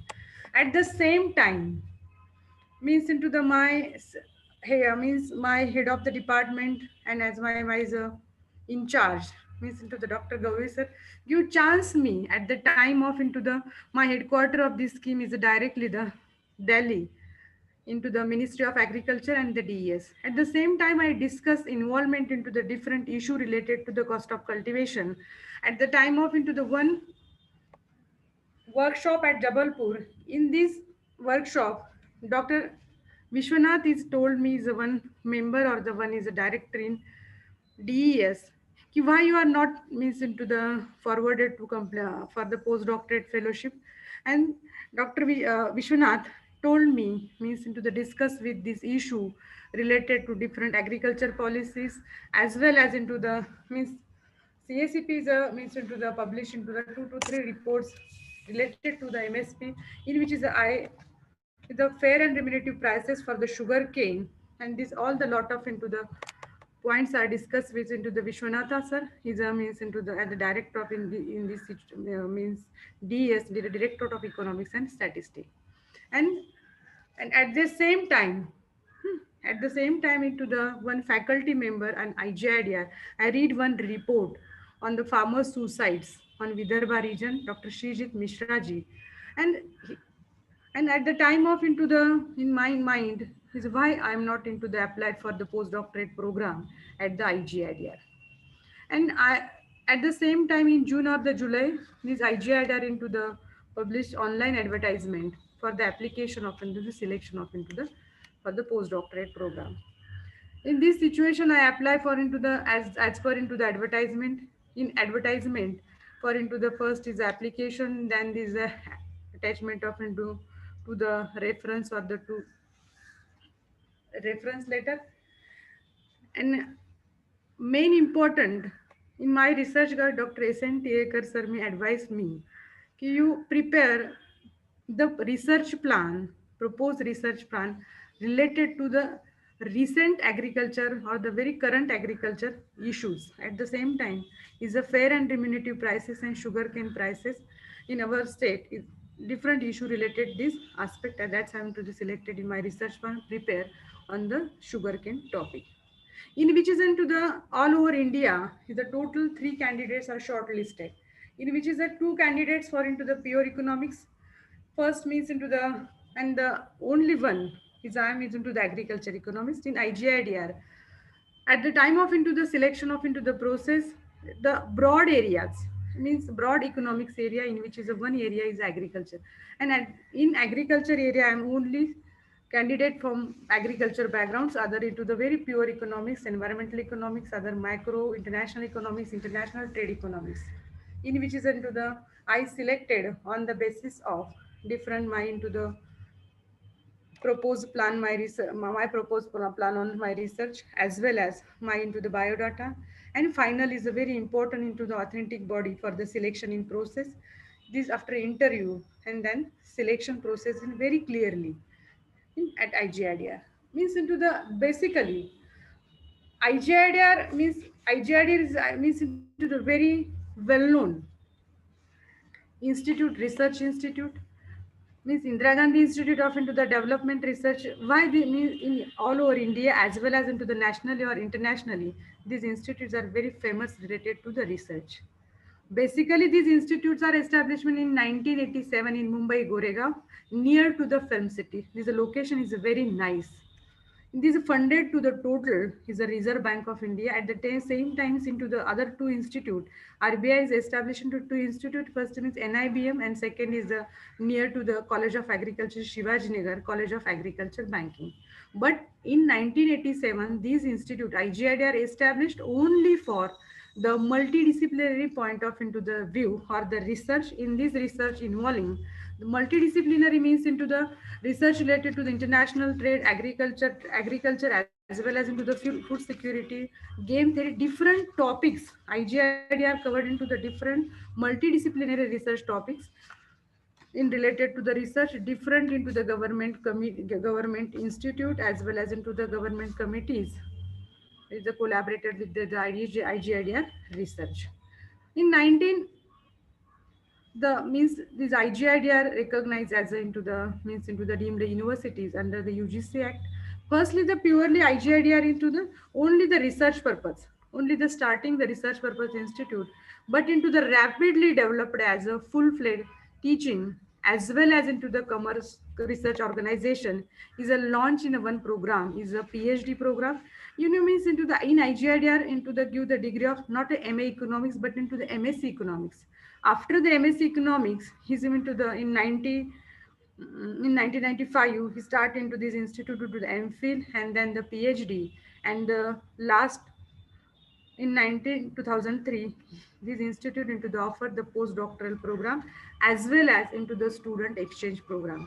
IGIDR collaborated with the other very well-known national or the international economics institute is a first is a London School of Economics. IGIDR is a very good collaboration for the student exchange program as well as into the visiting faculty program. There is a London School of Economics one section, the Asia Research Center in with the means collaborating with the IGIDR with different international institute. In IGIDR, the main importance, the chairman and the member of into the IGIDR is basically the governor. Governor is the chairman of into the IGIDR as well as into the board of into the different management. At the time of into the I was into the means at the postdoctoral program is a 2012 and 13. First is a 6 month I work with the Dr. D. Subbarao as a governor, and the second is a I'm very impressing the very most and the very uh, very famous, respected into the governor, Dr. Raghuramji Rajan sir. And at the time of into the lot of into the program organized in IGIDR campus related to the different policies issue, different economic issue at the time of all the faculty members. And we will discuss with direct interactive with these different well-known economics current bodies of into the IGIDR, that means into the current governor, Shri Das sir, and then there is a Mahindra Dev recently or the last into the 12 year, Dr. S. Mahindra Dev is a director, or this director is the same as the Vice Chancellor of Indira Gandhi Institute of into the Development Research. And one is a very nice thing related to the Dr. Mahindra Dev. At the time of into the my postdoctoral interview program, he means one as a last into 2006 to 2009 as a means into the as a chairman of into the CACP, lot of into the research of Dr. Mahindra Dev onto the agriculture, different agriculture policies. And at the one is a means into the I am into that the time of into the interview means I just only मुझे ऐसा means एहसास हुआ कि वो मुझे select करेंगे कि the basically he has worked into the lot of year into the agriculture agriculture background. Then other into the faculty members is the professor Mr. Ganesh Kumar, and he's a very well known or very expertise into the means into the statistical analysis related to the agriculture or the agriculture economics. And Dr. Mr. Jaimohan Pandit is a one in the registrar is the last into the 12 year. Currently also can be the registrar of into the Indira Gandhi Institute of into the Development Research. One into the procedure already into the first lecture, Dr. Vijayji also very nicely explaining the postdoctorate at the international level, his application, and but into the one format of into the IGIDR for the his application, which into the criteria used for or the criteria for the different criteria at the time of into the selection process. Recently, at the time of into the in 2012 and 30s are only one postdoctorate fellowship program, but into the last 2 years, IGIDR started or the RBI into started the two postdoctoral program. First is the postdoctoral fellowship program, and second is the postdoctoral contract fellowship program. These programs are can be different. First doctoral fellowship program is a more than 2 years, and postdoctoral contract fellowship programs in the more than 2 years, and on the basis of into the last into the submission of into the project. Firstly means into the, I'm very happy the last year when my student, Mr. Pradeep, was selected final up to the, means into the interview, but into the not selected into the final list on the basis of into the research project not up to the mark, or the project plan not up to the mark related to the IGIDR guideline. Is one is a very important criteria follow at the IGIDR. First is the age. Is under the 14 years age is very important, and the minimum other criteria are to all the students are can be completely, but into the age is a, under the 14 years is a very important, and then the research related to the economics, broad areas of into the economics. In broad areas of economics means into the research related to and energy and environmental, but into the last 2 years the institute and can be restrict the specific institute of into the SDG, the 230 is in the related to different issue. In sustainability development growth related to 2030s and related different issues. Means to the selection criteria after the application, this institute and to the categorize of the categorize different application on this of the different broad economic area, and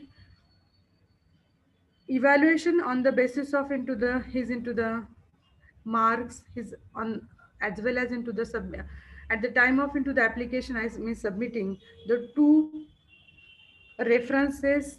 These are very important. First is a one reference means into the your supervisor, and another is a means into the well-known economist or the well-known person related to the your research related to the your outline of into the research work. At the time of into the 2012 or the 2013 is a my fellowship is a 38,000 per month.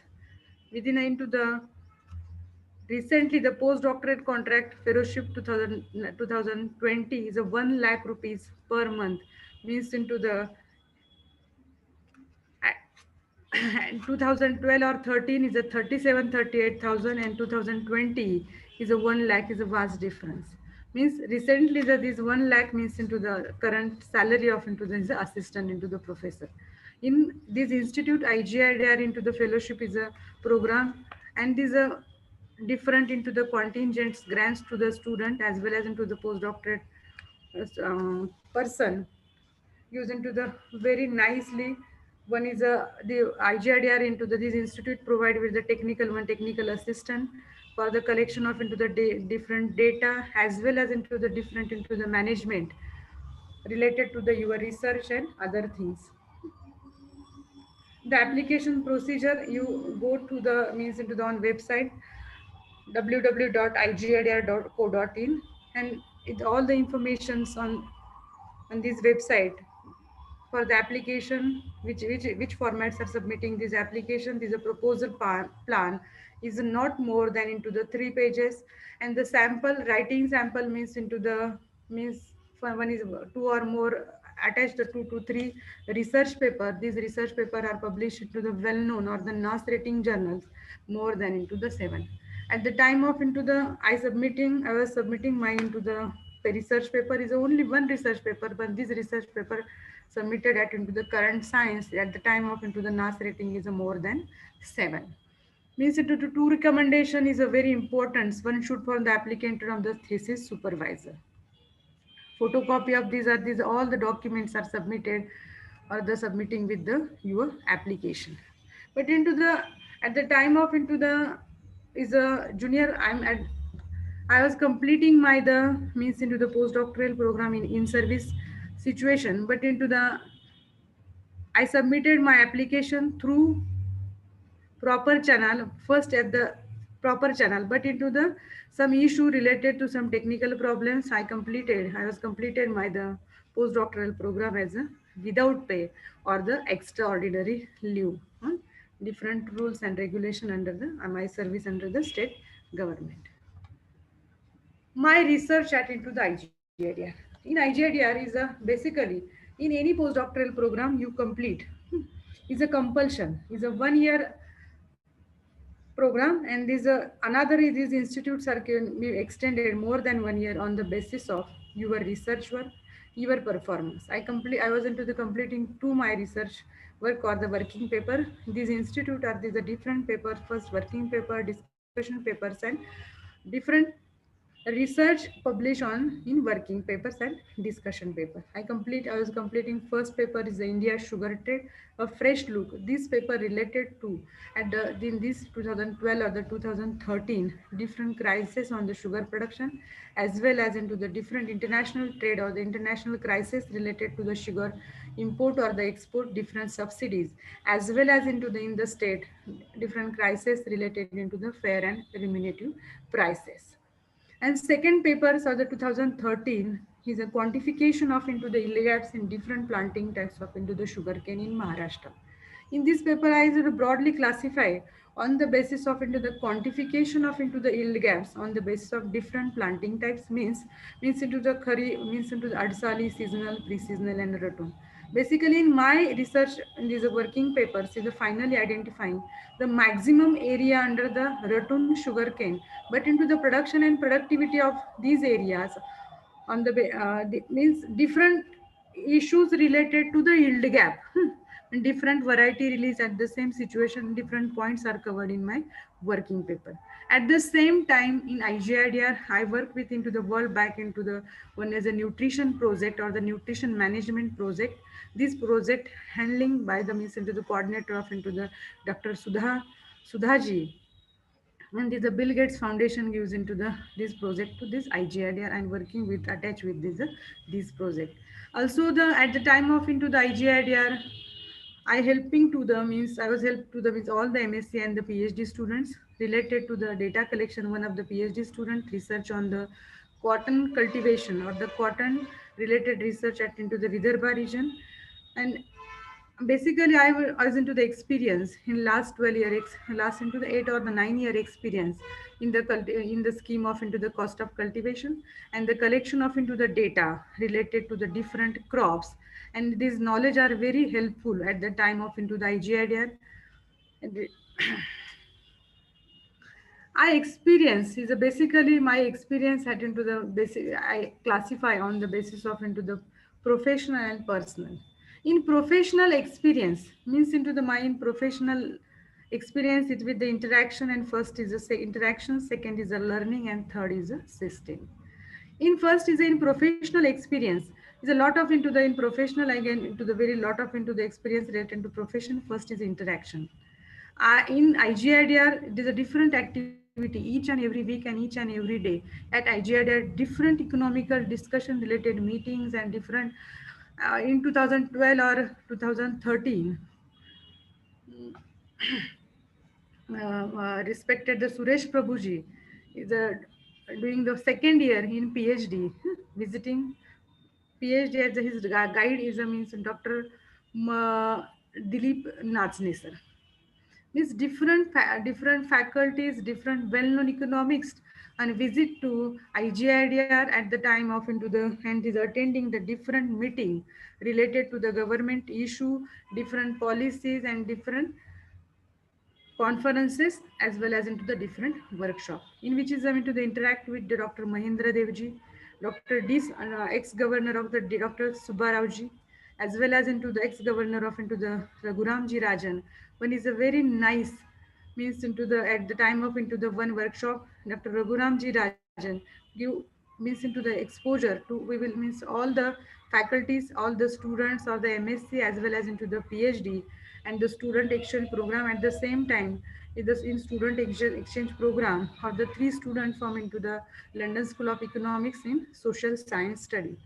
Means the student exchange program is a very nice program in at IGIDR in which is into the means collaboration with these other international institute, and these all the students are can be very nice, very nice or the well-known economists in this international platform.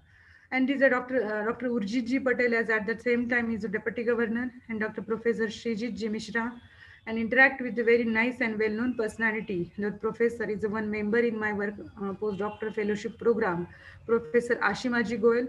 The currently is in 2019 and 20. She as she was selected as the one member of into the Prime Minister Economics Advisory Council, and very all of means into the Professor Abhijit Ji Banerjee. Last year is a 2019 and 20 is a Nobel Prize winner. His lecture is a very nice. He the one 2000 into the 12 or the 13 one workshop on the monetary policy, and this is a very means into the impressive lecture. At the same time, his other into the Arvind Pangaria sir is the one of the means into the part of into the Niti Aayog, and Professor Dilip Nasne sir is a very well-known economics, and is a member of into the Prime Minister economics of into the advisory into the council. This into the Dilip Nasne sir is a age at the time of 2 and 12 and the 13 is a 75, 77, 78, but it's a very energetic economics and very nice work doing into the IGI as well as into the national or international economics forum. Dr. Vikasji Chitre sir means into the we are the all the faculty members, students are can be are means into the interact with this all the well-known economics in during the my into the postdoctoral fellowship into the program. And second part is a learning. At the time of into the IGIDR, the different means into the faculties means or the all the students or the student exchange program as well as different into the short duration or visiting faculty students, and I'm also I was into the attended different lectures from the means into different faculties. One is example of into Dr. Surya Narayana sir is a well-known econometrist. Means I learned into the different concept related to the pure economics. In agriculture economics, different concept related to the economics study means into the agriculture related, but into the pure economics, these are both means into the macro and microeconomics are both are the means into the means traditional as well as into the agriculture economics is the same, but into the agriculture marketing and these are difference and general marketing concepts, the coordinating with each other, this different into the law of earth concept clear in this means into attending the different lectures of into the eminence into the faculties. Second is a wins versatile methodology for the different economics area. IGIDR covered into the different into the multidisciplinary research. In these multidisciplinary research, when I learned into the one into the means into the one my member or the one my guide at the time of into the postdoctoral fellowship program, Dr. Sudhakar Ji Edla sir. These are work on this means into the environmental energy or the energy economics. These very nice or this is a very new area for me, and this into the I study different versatile methodology of into the different economics area, different World Bank project at the time of into the one is a very good nutrition project, one means into the one Dr. Sudha ma'am with her I help with her, means work with the Dr. Sudha ma'am. Second in IGIDR is a very nice into the computer lab or the computer Windows. They're providing the all facility to all the students, all the faculties, in which is at the time of into the individual computer, individual software booklets providing to that the time of in booklets. The one is a very nice system in IGIDR computer room. They're providing the one manual related to the particular software at the starting to ending. All the information in these manuals in which means I was used to the different statistical software, learned different statistical software, Windows Stat R and the Stata, 2012 and the 13. System of IGID I like is one system in IGID as a paperless work system. Means paperless work system in which is mentioned to the all the circulars, all the meeting circulars and related to the all information. Please on the email approach, each and everything. Only means only the some parts only one into the financial related to the any documents, any degree certificates and something this related to the use the papers and these other things all are the paperwork or the paperless system. Secondly is a very professional approaches, and these professional approaches mean each and every persons are can at the time of into the in working time. Firstly means into the appointment system for into the meeting in which is a call, I means any discussion of into the any related to the your research and any problem. Firstly is the appointment of particular person, and then you meet and discuss with your problem. These systems in IGID are into the very nice. First is the means into the another is a very important learning or the very important experience. I classify the my experience related to the in IGIDR. First is a professional, in which is a personal is a personal benefit. means into the personality development. Second means into the improve the communication skill, and second is very very important is the networking. At the time of into the IGIDR means into doing the my into the postdoctoral fellowship program, and means lot of into the faculty members. For example, already into the interact with the different persons, but into the currently I also means into the currently I contact with means into the last into the few months one mail on the respected ex into the governor of Raghuram Rajan sir for the one into the fellowship program of into the London School of into the economics. Means these all these is contact networking is very strongly at the time of into the student exchange program. 3 students from the London School of Economics, one as a faculty and 2 is a PhD student. Means this networking is very strong. These are very important benefit for me to me at the time of into the postdoctorate fellowship program. Second is a last is a means to why go for into the postdoctorate. His own benefit or the own means to increasing the knowledge and skill is a part, but into the weightage for into the career into the growth. One into the at the time of into the in 2017 is my interview at the assistant professor. One is means examiner, Dr. T.N. Prakasha sir. He told me into the you completed your into the postdoctorate program under the Sudhakar Yadla sir, under the Shubroto Sarkar and other faculty members. He's a well-known economist. I'm very very happy means into the at the time of into the interview means Dr. T.N. Prakash sir and other members told he means into the means give me weightage for my postdoctorate into the fellowship program and my work. He appreciated at the time of into the interview. And the last is the monetary benefits. I already told my postdoctoral fellowship program completed into the my extraordinary leave or the without pay leave. And the pay for into that in at the time is for the JRA is a 35,000, but into IGIDR offered me the 38,000 per month, means 3,000 per month into the more benefit to means into the, these are the monetary benefits just only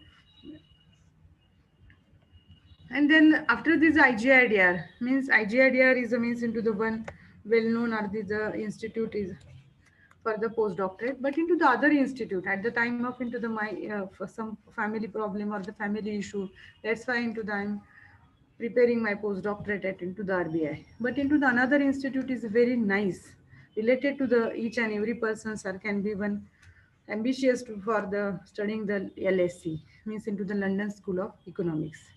In London School of Economics into the in which is into the Asia Research Center or the South Asia Research Center in this center means all the students from into the Nepal, Malaysia, Pakistan, Bhutan and India, they are eligible for into the LSC or the South Asia Research Center Fellowship.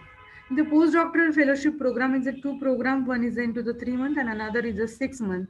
In another is a 6 month means it a 6 month program is a Sir Ratan Tata Fellowship program. These programs are also very nice, and the selection criteria only for these the South Asia students are or the South Asian students are the country students are eligible for the filling this application, as well as into the first is the South Asia student and the social sciences. Give first preference to the social science student.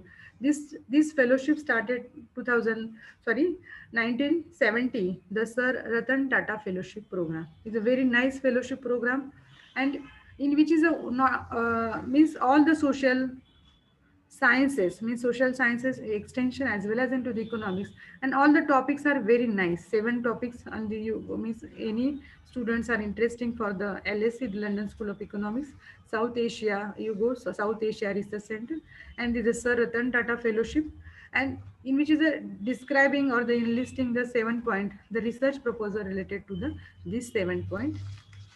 And the second is the ICR postdoctoral fellowship is this postdoctoral fellowship program started 2019. The starting and development to the this program is the main important objective of the ICR, the postdoctoral fellowship program, strengthening and the development of higher education in Indian agriculture. This program started in 2019, agriculture education division, different programs related to the postdoctorate, PhD and PhD program are there in this program. And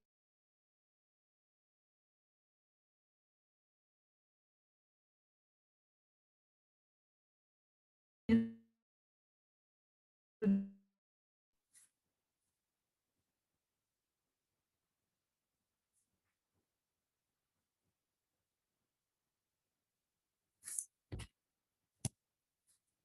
ability to allow and the individual time to develop as a research as well as without the pressure of the tenure track of into the position. These things are into the very important in postdoctoral program, and the postdoctoral program is very nicely is a research is a typically only the demand on your time. Means lot of times use means for the prepare for the your research and you are into the finding and very give very much into the very nice chance to get up to date on the current research as well as to take the time to learn other several different things related to your research and different opinion of the different faculties and different student at the time of into the postdoctorate into the fellowship program.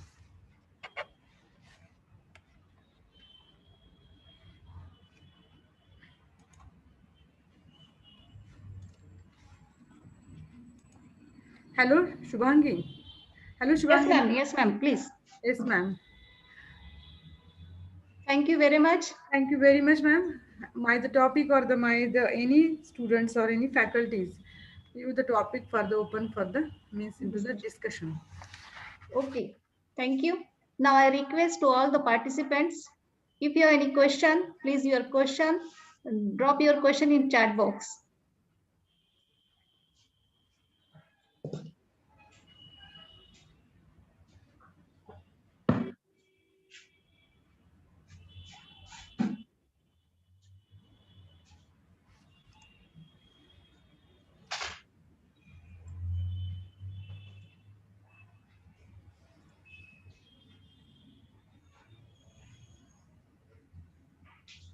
Otherwise, raise your hands.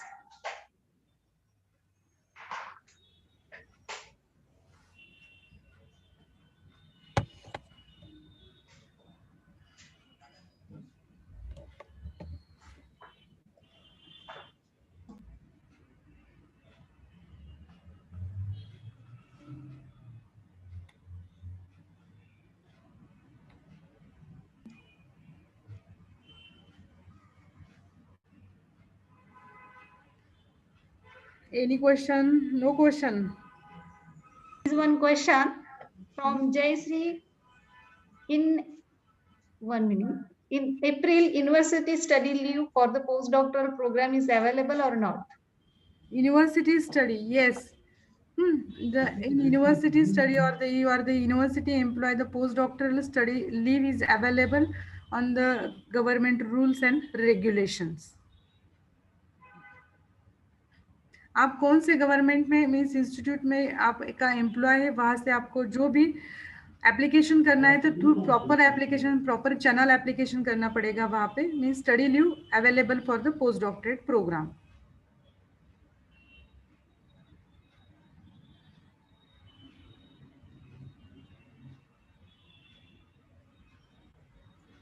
Next, any question?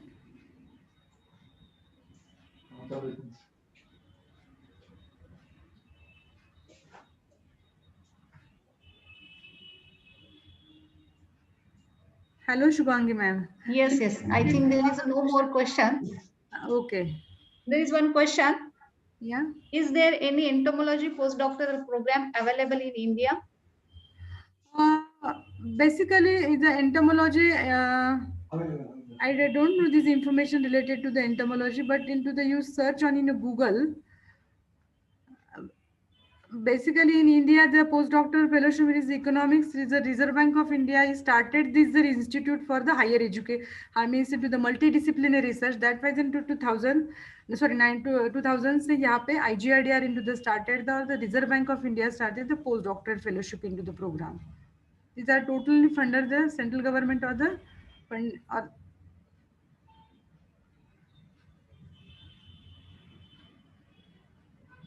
okay.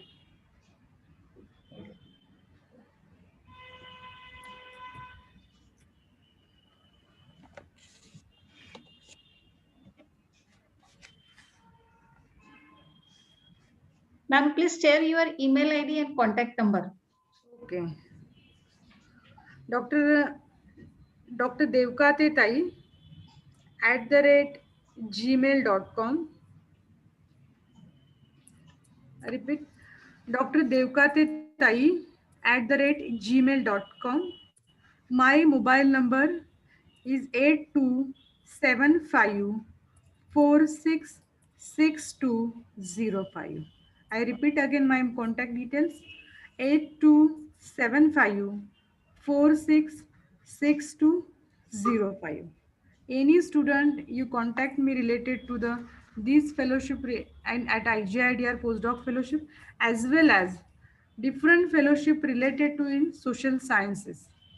Any student call me or email me for related to this information. Okay, thank you very much, thank you very much for. Thank you, ma'am. Now I request Dr. MC Ahire sir, Associate Dean, Punyashlok Ahilyadevi Holkar College of Agriculture, Halgaon, and Department of Agriculture, Extension and Communication, MPKV Rahuri, to please address for this session. Yeah, it is not address. Somebody asked one question, in RBI, is there any requirement for planning purposes for PhD agriculture students? Yes, sir. Yes, sir. Into the definitely the means into the one is a one session, is a in RBI, one is a part of into the different policy related issue is a, in agriculture economist. One is a Dr. Lakshmi Pandey in at IGIDR as well as one member in policy decision making. Okay. So it is very nice because today we are having two concurrent sessions. Already we started at 9. That's why the participants had not the energy to ask more questions. And it is very specific to the social science stream. That's why also the questions are less. But it is nice attempt, and nicely you interacted with the students and you shared your experiences. Okay. I am very much thankful on behalf of our organizers for your accepting our invitation and delivering your good thoughts with our students. Thank you. Thank you, sir.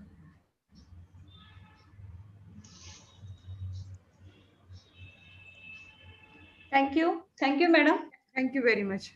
Very special thanks for delivering the wonderful lecture regarding Thank you very Indira much. Gandhi All. Institute Development, Indira Gandhi Institute Research Development, and sharing your experience. What is the procedure for the application of postdoc, eligibility criteria, and your research experience? This is definitely useful for our PG students and inspire to do postdoc fellowship in RBI. And you are given guideline to how to apply. You are sharing research experience. It is much useful for all the participants. Thank you for being the present for this lecture. Thank you very much. Thank you. Okay. And thank you for all the conveners and joint organizing secretary of this 4 days online training program. Thank you. Okay, Thank you very much. ma'am. I leave.